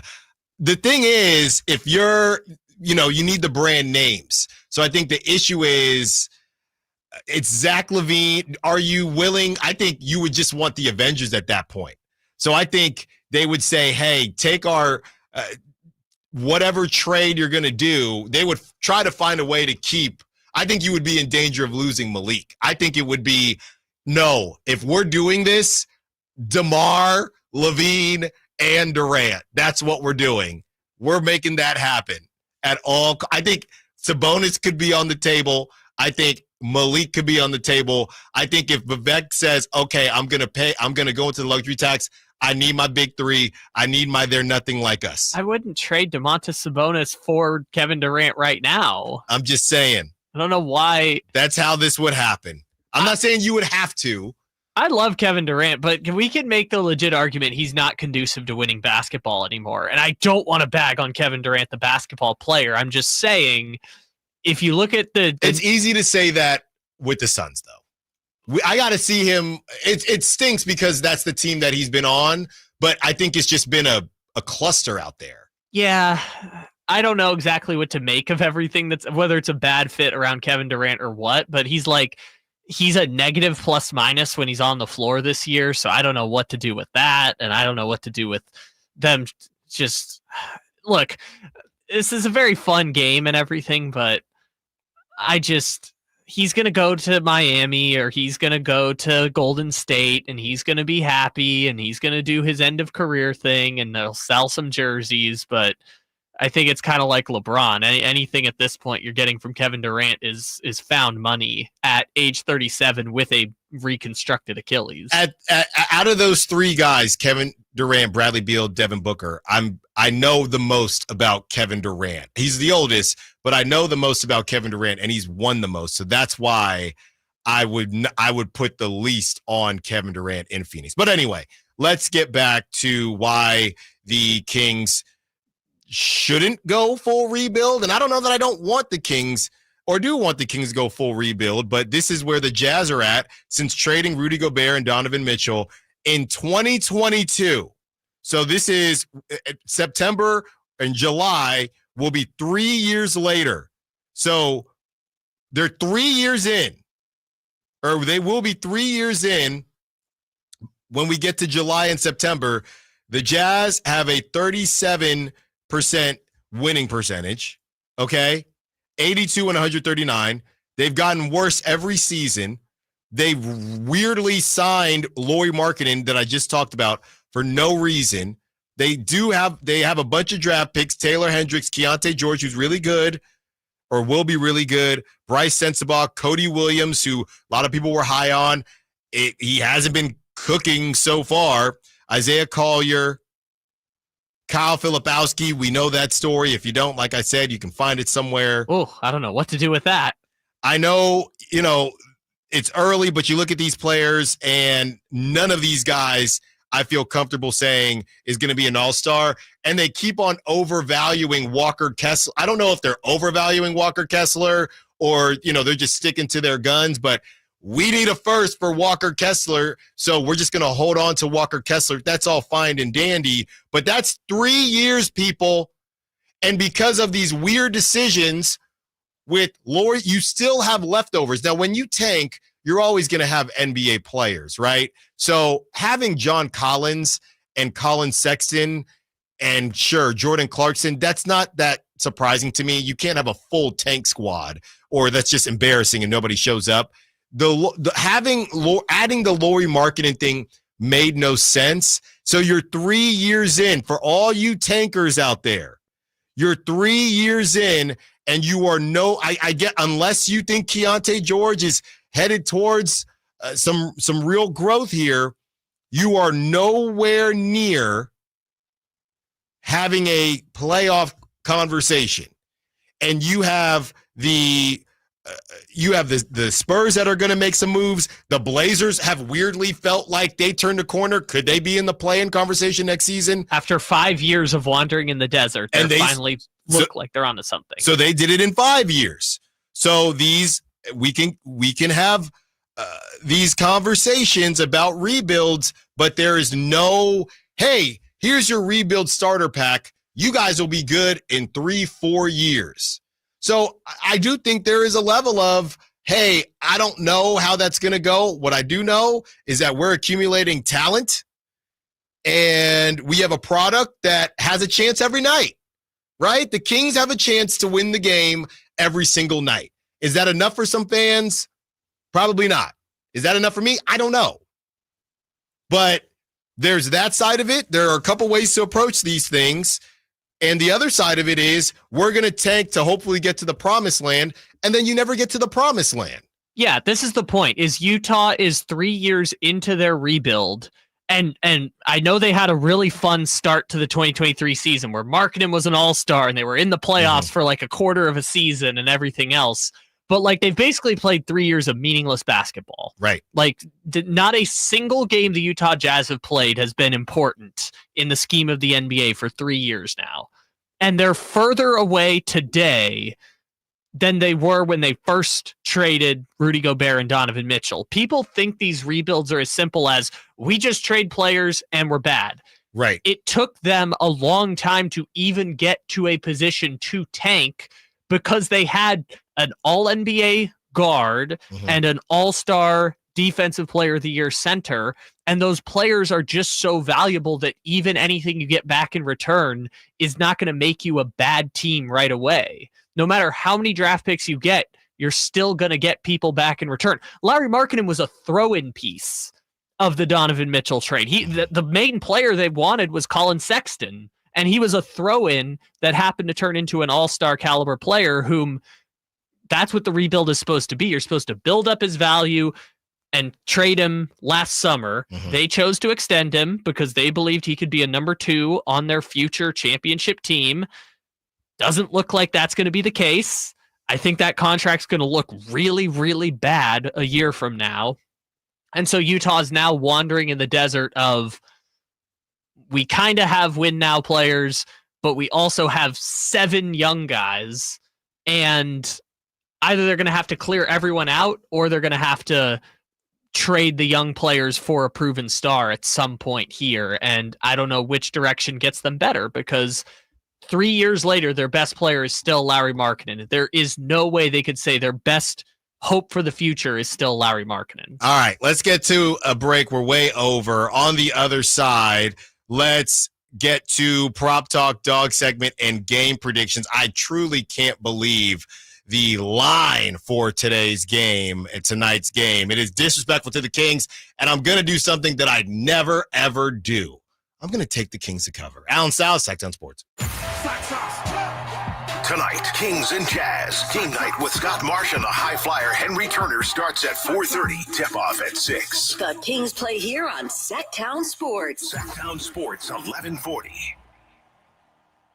Hurry in and save big during Honda's President's Day sales event at Folsom Lake Honda, your one-stop Honda shop. Hurry in and save on our best selection of new Hondas. Each is priced to sell now. Folsom Lake Honda is your one-stop Honda shop for great pricing on a giant selection of new CRVs, HRVs, Civics, and Accords with low finance and lease options. Plus, get an instant cash offer for your trade. Get to Folsom Lake Honda or go to FolsomLakeHonda.com. Folsom Lake Honda, yeah, your one-stop Honda shop. Hi, this is Greg Papa. Disasters hit every day. If your home, business, or building has suffered from any disaster, SunPoint Public Adjusters can help. SunPoint prepares, presents, and negotiates your claim with the insurance company, working only for you, making sure you get everything you're entitled to and letting your focus be on what's most important, your family or your business. Call SunPoint today at 888-247-7865 or contact us at sunpoint.us. SunPoint Public Adjusters, the gold standard in public adjusting. License number 2N14884. Finally, an easy way to find home improvement contractors. Just visit subcontractorsunited.com and simplify your search for home services professionals. From cabinets to windows, roofing to plumbing, Subcontractors United is an easy, simple way to find and hire a home improvement contractor. And you never have to give up personal information. So no harassing phone calls like you get from those other websites. Subcontractorsunited.com is sponsored by D&D Cabinets and Savage Design. Whitey here, reminding you that not all grills are created equal and every detail matters. Check out the new Napoleon Prestige and Rogue models and see the difference a Napoleon makes. Napoleon grills have features other grills can't match. They're built different, built better, built to last. Complete with a lifetime warranty and premium stainless steel, boasting absolute quality. Napoleon knows that the smallest details add up to make a big difference when curating your perfect grilling experience. Visit Green Acres Nursery today for your best selection of Napoleon grills and accessories. Don't miss your chance to win tickets to the Sacramento Boat Show and Off-Road Expo March 6th through the 9th at Cal Expo, the largest outdoor recreation show in the market. Just go to sacktownsports.com now for your chance to win. When you're hiring, have you ever felt like you're missing out on meeting truly great candidates for your roles? It seems impossible to find them, but they have to be out there somewhere, right? Well, they're not hard to find when you know where to go, and that place is ZipRecruiter. And right now, you can try ZipRecruiter for free at ZipRecruiter.com/free. ZipRecruiter helps 10 million people with their job search every day. And because these people are actively looking for jobs just like yours, it's easy to find the right person right away. In fact, 4 out of 5 employers who post on ZipRecruiter get a quality candidate within the first day. But if you're not using ZipRecruiter, you're missing out. So see what it's like when the impossible is easy. When you go to ZipRecruiter.com/free right now to try ZipRecruiter for free. Once again, that's ZipRecruiter.com/free. ZipRecruiter.com/free. Never miss out on great candidates with ZipRecruiter. The PGA club fitters at the Hagen Oaks Player Performance Studio know that golf should be fun. They also know that players of all abilities will hit the ball farther and straighter, play better golf, shoot lower scores, and have more fun if they get fitted before they purchase golf clubs. Hagen Oaks delivers the same technology and major brands used to fit PGA and LPGA professionals. See how the game can be even more fun. Hagen Oaks Player Performance Studio fittings are available 7 days a week. Make yours today by calling 916-808-2531. That's 808-2531. Meda Chevy saves you $10,250 off MSRP on new 2025 half-ton Silverado LT after rebate. $10,250 off new Silverado at MedaChevy.com. Together, let's drive. See dealer for details. Best owned 2011 or newer Chevrolet.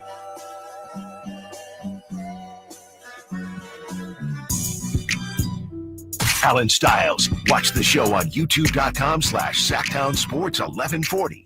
Or listen on the Sacktown Sports app.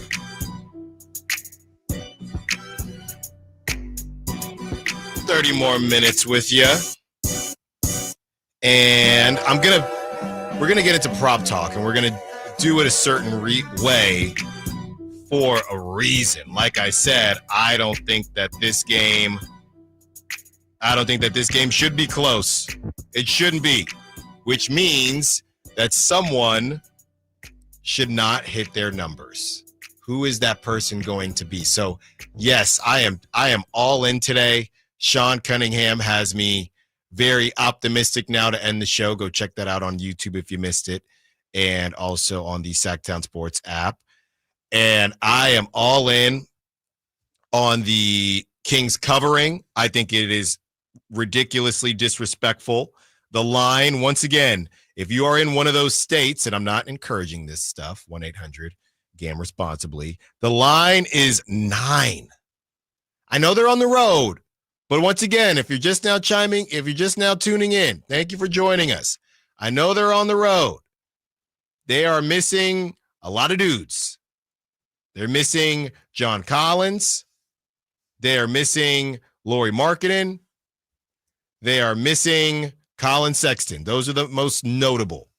Okay, so you're missing those 3 guys, and they stink when they play too. Even when those dudes play, they stink. So you're missing John Collins, Lauri Markkanen, Elijah Harkless, Taylor Hendricks, Colin Sexton, and the line is 9. 9. And oh, by the way, if this does move the needle for you, Keon Ellis is playing. He's available. We just got that news. And I know Vegas always knows, so I might look crazy here, but minus 9. I don't know. I just looked at the trends, and it's not like leaning in either direction. Vegas has it. I think it's like minus 400, and it's like the picks are about where you would expect. They're getting 50-50 on both sides for minus 9.5. So I think they're just saying the Kings are going to win by 10. Yeah. Well, or 9. And it's okay. It's Jordan Clarkson or Keontae George. I guess the argument is one of them can go off. You're not a believer in Kenyon Martin's son? No. Who I just learned today is on the Utah Jazz? Yeah. No, not quite. Walker Kessler is available, though. So that means he'll be on the court.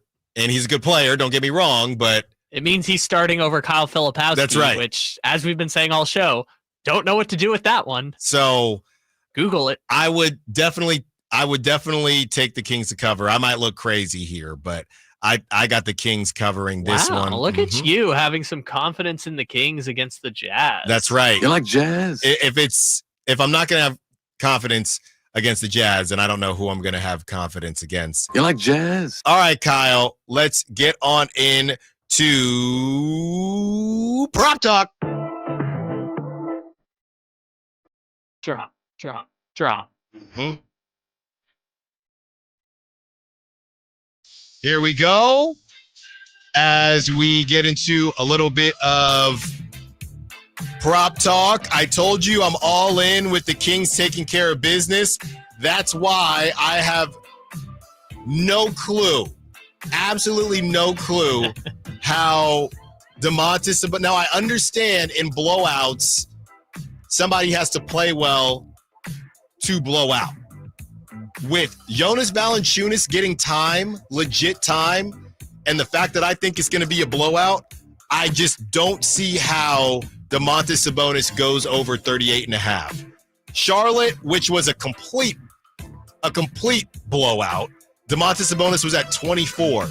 Golden State, which was a blowout, but it happened a little bit later, he did get to 37. So that scares me. Guess who had 37.5? You did in that game. That was my prop talk for that game. So that scares me because he got close in a blowout, but there'd have to be a lot of Domantas Sabonis early, or you think it's a trap game and they play the whole thing through. I just don't think when I don't think when the game ends, the starters are in the game.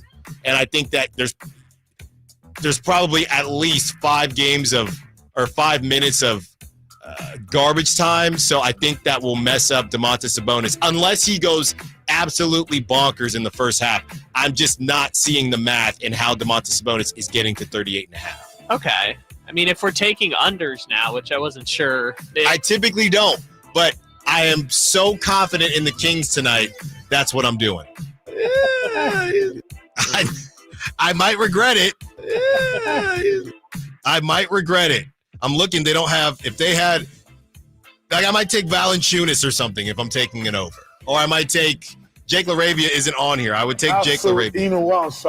Jonas Valanciunas is just always good for 5 points and 4 rebounds. Yeah. That's every game. It's just 5 points, 4 rebounds. So it makes it hard to do him for a dog either, because it's like if he gets 8 points and 5 rebounds, does that make him the dog or whatever? Dog adjacent. Who do you got for your prop talk? Okay, so you made the astute observation that like maybe one Sacramento King is going to go for 20 points in this game, or 20, call it 25 points. Mm-hmm. And so I stopped and thought, which one is it going to be? Is it going to be DeRozan, who's at 20.5? Is it going to be Malik, who's at 19.5? They're kind of tempting you in both directions, but I'm just going to double down on the performance we saw on Monday. Just the good vibes keep going for old Zach LaVine.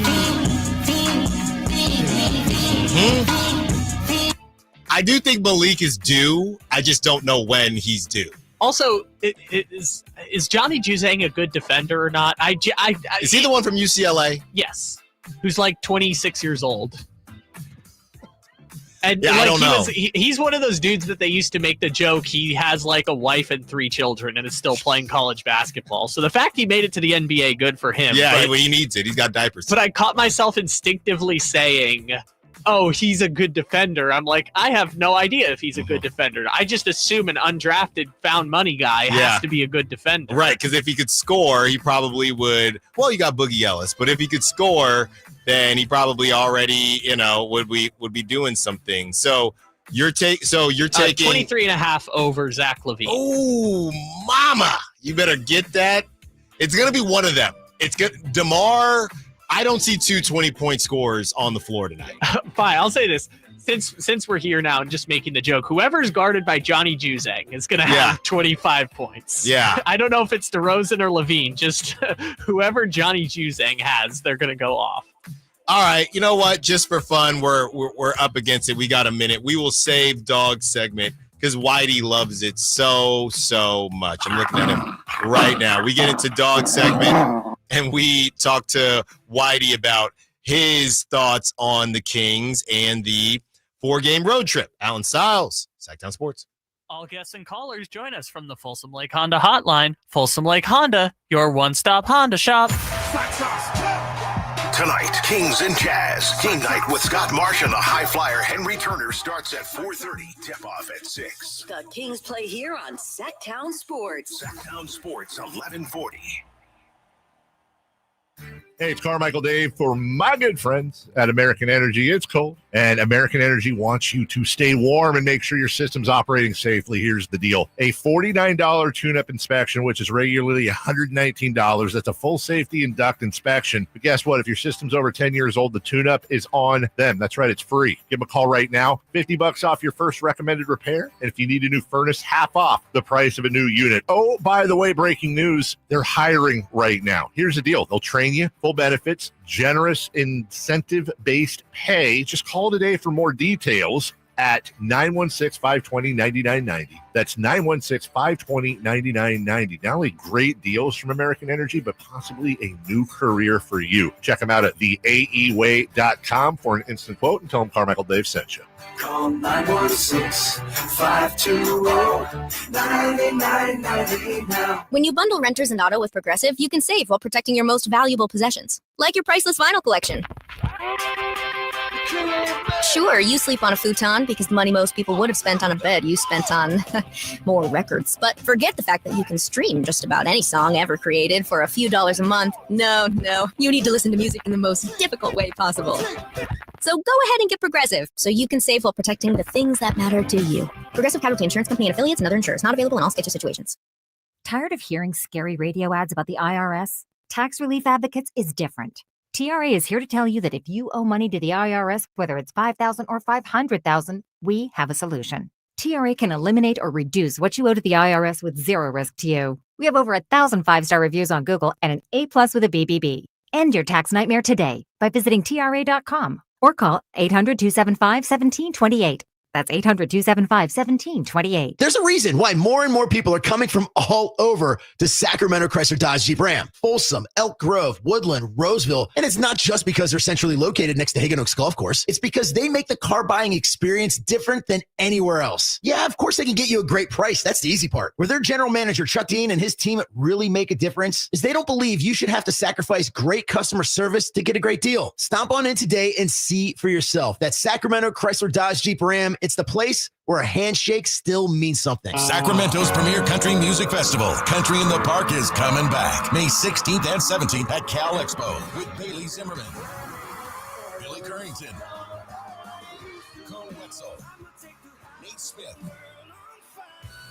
and more. You'll enjoy food trucks, rock walls, and a mechanical bull, line dancing, and more. Single-day GA tickets start at $52 at CITPFest.com. Country in the Park, May 16th and 17th with the California Army National Guard. Find out more at CITPFest.com. We rely heavily on our HVAC systems during the cold valley winters and hot valley summers. That's why there are so many HVAC companies out there. So when you need a new system or a tune-up, where do you turn?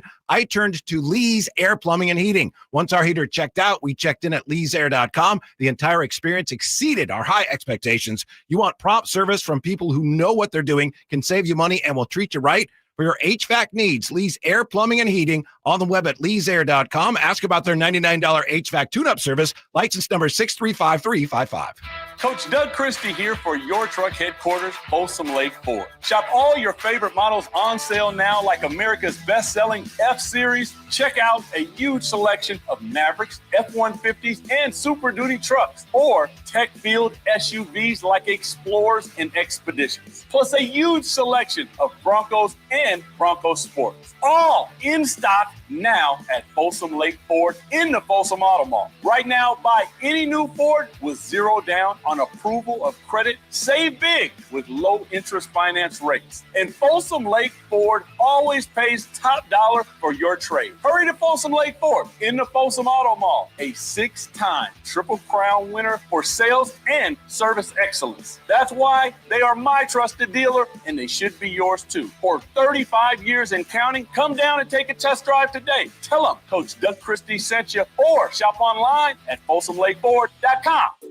Taking your workout to the next level can be as easy as trying something new. At InShape Fitness, that includes small group training classes like boxing or rowing, or spending a little more me time in the sauna.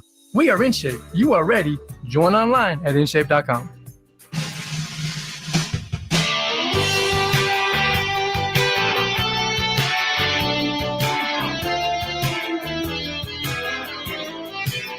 Allen Stiles You can join the show by texting 916-339-1140. on Sacktown Sports.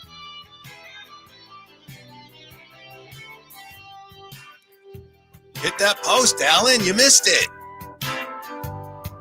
Alan's having technical issues. Allen Stiles Show. It's Kyle Ledbetter. It's playing the TV.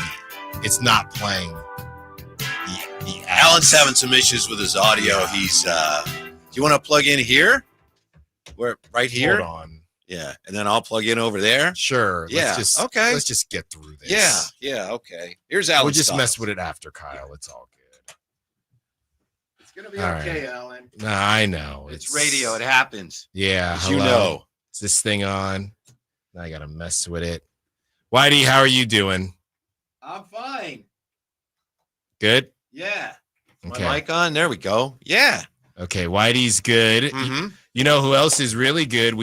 Sean Cunningham is really good. We had him on today. I heard that. But also, I don't know if you heard how we started the conversation because it was about Devin Carter. Devin Carter 34 points, 9 rebounds. He's my dog of the day. 3 steals. He shot 50% from the field.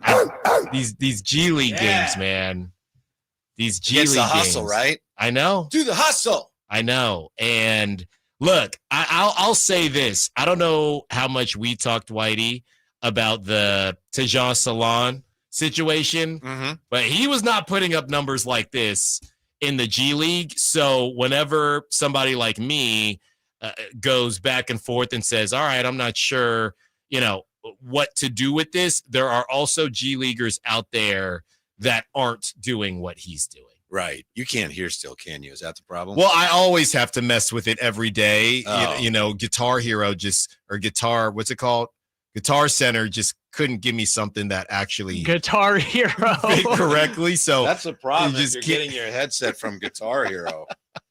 So, okay, we're good now. We're All very right. close. I may have an adapter for you. But I've tried to buy 3 different adapters there, and none of them fit correctly. Oh. What? Yeah. That's an odd. I thought there were only 2 adapters. This is a hybrid, and it works. You just got to jiggle it. Got to what? You got what? You got to jiggle it around. Easy win tonight, right, Alan? Can you believe the line is 9 for the Kings? Yes, I can believe that. It was 11 for the Hornets. It was 12.5 for the Hornets. Well, just because Utah's missing so many people. No, but Alan's saying it should be higher. Oh, well, they're on your road. You're on the road in the NBA. It should be 12. Didn't you hear Sean Cunningham? You should be able to mop the floor with them, but that's sometimes difficult for the Kings to do there. I'm paraphrasing. Yeah. Is there a little bit of altitude in Utah? Yeah, I believe there is. How come no one talks about it? Because it's not as much as Denver. Yeah, but it's there. Uh-huh. All right. Well, you're talking about it, so good for you. Well, they got to deal with the altitude. 4,000 feet of elevation. And what's Denver? 5280. Yeah, a it's mile. right there on the. They put it on the. It's foul mile line. high. Yeah. There you go. Uh-huh. So they're dealing with the elements today. Maybe that's part of not the elements. Those aren't the elements. The- They're not even playing in the rain. the 9. Altitude is an element. No, it's not. But okay. It's elemental. I love how Alan's idea of how Denver's the mile high city is like Salt Lake City should brand themselves as 0.7 mile high city. That's right. That's right. Is Draper back today? I think so. He was ill yesterday. Right. And then today he's down. If he's at work, he's in the Bay Area. He's going to get ready for his pre and post. So I think he is because I haven't heard anything. Okay. Well, after talking to Sean, I'm feeling really good about this Kings team. Very optimistic. Sean nailed it, and that's what he does. He used to work here years ago, so he's been around the Kings for a long time. And as he said, it's a roller coaster. What's going to happen? We'll find out. If you're a Kings fan, you know that. Yeah. A lot of people are, I guess, looking forward to what happens in the offseason and whether or not this team will get another shot at it. But to Sean's point, one way to look, you either make the playoffs and you rock with everyone because they're all under contract. You don't make the playoffs and you figure out, okay, who are we willing to move on from? Who has a good market? A lot of that conversation has been about DeMar DeRozan just based on timelines and things like that. But yeah, we can get to that when we get to it. I know you got plenty of Kings cooked up, so let's go here. Yeah. To my Raiders. And now you have Mike Silver asking if the Tom Brady trip flying out. I don't know if he flew him out, but Matthew Stafford going to Montana to kick it with Tom Brady. Is that some level of tampering? I don't see how it's not. Did you hear about this? I know Tom Brady says that he was somewhere and they ran into each other or something. That's right. Yeah. They ran into each other. That's fine. In Tom Brady, Montana. Tom Brady's never been a cheater, has he? That's true. Never. I don't really. And the Raiders are such a squeaky clean organization themselves. I just don't really understand.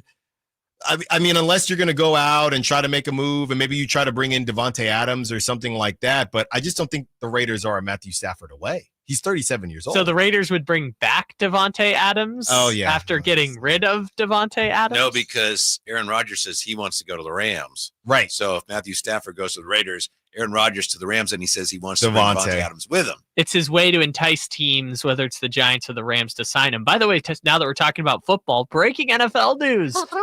They're finally getting rid of Chain Gang. They're doing electronic measurement on first downs. Wow. They're going to put the chip in the ball. Really? Finally. Yes. That's official, or that's like a trial basis? That is what they're going to do next season. Wow. Finally. The NFL says it plans to put electronic system to measure first downs into motion for the regular season. The chain crew will still be around as a backup. Okay. You remember that Cowboys Raiders game years ago when they used the index card? Yes. That's when I knew. No, everyone thought they didn't understand the angle of it because it was the what official angle? The official held the card and said, "See, it's not a first down." Have you ever seen the There's card? room there, and it's like, no, people didn't understand what he was doing. I never saw the card again. Did you? Yes, because it was an embarrassment. I saw it one time in my whole history of watching football. Right. In a Raider they don't normally game. do that. But also because the guy proved it, but people thought they were looking at it from a different angle. People like you said, that's terrible. Yeah. And they were just wrong. I'm good with everything. Give me iRobot for everything. Give me robot umps. Give me electronic you like the automatic chain ball gang. strike? I do. You That's should be because able. he's a hitter who probably every time he got rung out, he's probably that was nowhere near strike. That's right. That's inside. It was always inside to me. Yeah. Because I crowded the plate. So Least give shocking me all take. of it. Whitey doesn't like electronic umps. Yeah, come on, Whitey. I just want the game to go faster. What I hate is when somebody gets rung up, and then it's like, all right, he struck him out. No. Oh, maybe. Let's wait and see. That's what I don't like. Okay, so I literally witnessed this with the Ballers because you'd be doing a game and the whole team is juiced. The stadium is juiced up. Strike three, and then they tap their helmet, and then it gets confirmed a strike, or it doesn't. But if it gets confirmed, it's like, yeah, right. It's awkward. Someday the World Series is going to end on a play at the plate, and it's like, he's out, and whoever win the World Series, like, oh, wait, no, he's safe. Well, hold on, we don't know. Oh, he's safe, so they didn't win the World Series, so go back out. It's going to be terrible. But isn't it better to get it right? Nope. I don't think it is, because they don't get it right anyway. Now, in case of the ABS, maybe. But with instant replay, as much as we have instant replay and rely on it in football and the NBA, do they always get everything right? They do not. This happened a couple years ago in the NBA. Remember how the Raptors-Warriors NBA Finals ended, where Draymond called the timeout when the clock should have ran out? And so they were like, oh, we got to go to replay. And the Raptors were celebrating. And then it was like, nope, Draymond called a timeout they didn't have with half a second left. So now Kawhi has to shoot 2 free throws. And now the Raptors get to celebrate. Yeah. Let me ask you. I will allow it. Well, this is heading into the direction, and I'm glad we're here now, of the spirit of rules, okay? Because I have something as a base stealer. When you talk about the spirit of rules, Don't make me get that scattering report out. No, hold on. Not a burner. Not a burner. But that means I can get a couple. I can get to double digits. So nowadays, how do you feel about a dude steals a base and they're sliding, they slide maybe a little bit past the base. It's terrible. And at one point, their body isn't touching it. The second baseman, shortstop, holds the glove and they get out. Yeah. They get called out. That's ridiculous to me. I agree with That's you. not the spirit of the rule. I agree with you. I'm with you 100% on that. Okay. Yeah. Well, good. Yeah. Technically, like you said, and then it takes forever and they got to look at it. And, oh, yeah, his foot was off the base by a fraction of an inch when the glove was on his chest. It's ridiculous. Yeah. Get rid of that. I don't know what it is, but it's not baseball, Alan. That's right.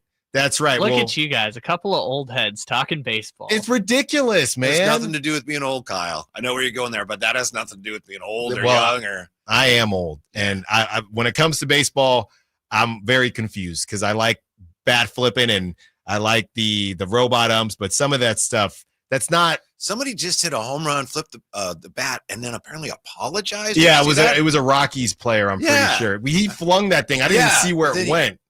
I mean, if you're going to do it, just wear it. I think it almost hit someone. That's what happened. Oh, okay. That's what happened because he was like this. Sorry. Oh, yeah. It almost hit someone. Right. I thought he officially apologized. Like, I'm sorry, I flipped the bat, but I got you. All right, quickly. Yeah, dog segment. Who let the dogs out? Who let the dogs out? All right, we got to go quick here.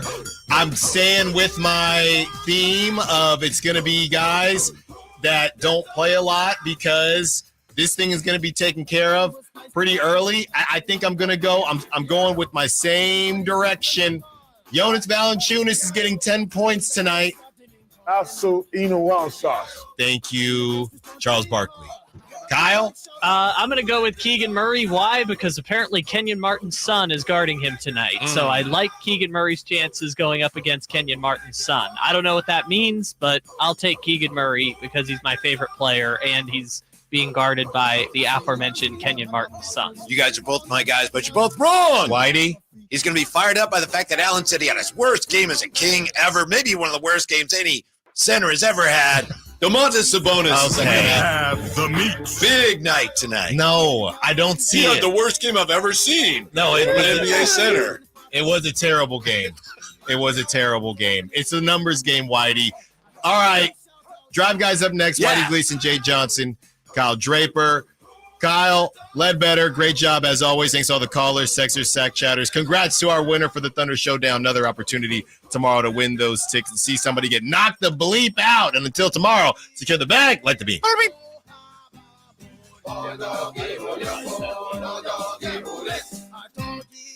The best show on the station. Tell that to Jason Ross. Put that in his bald head and smoke it. Bye-bye. Slayer and get your guaranteed maximum refund? It feels like the last level of a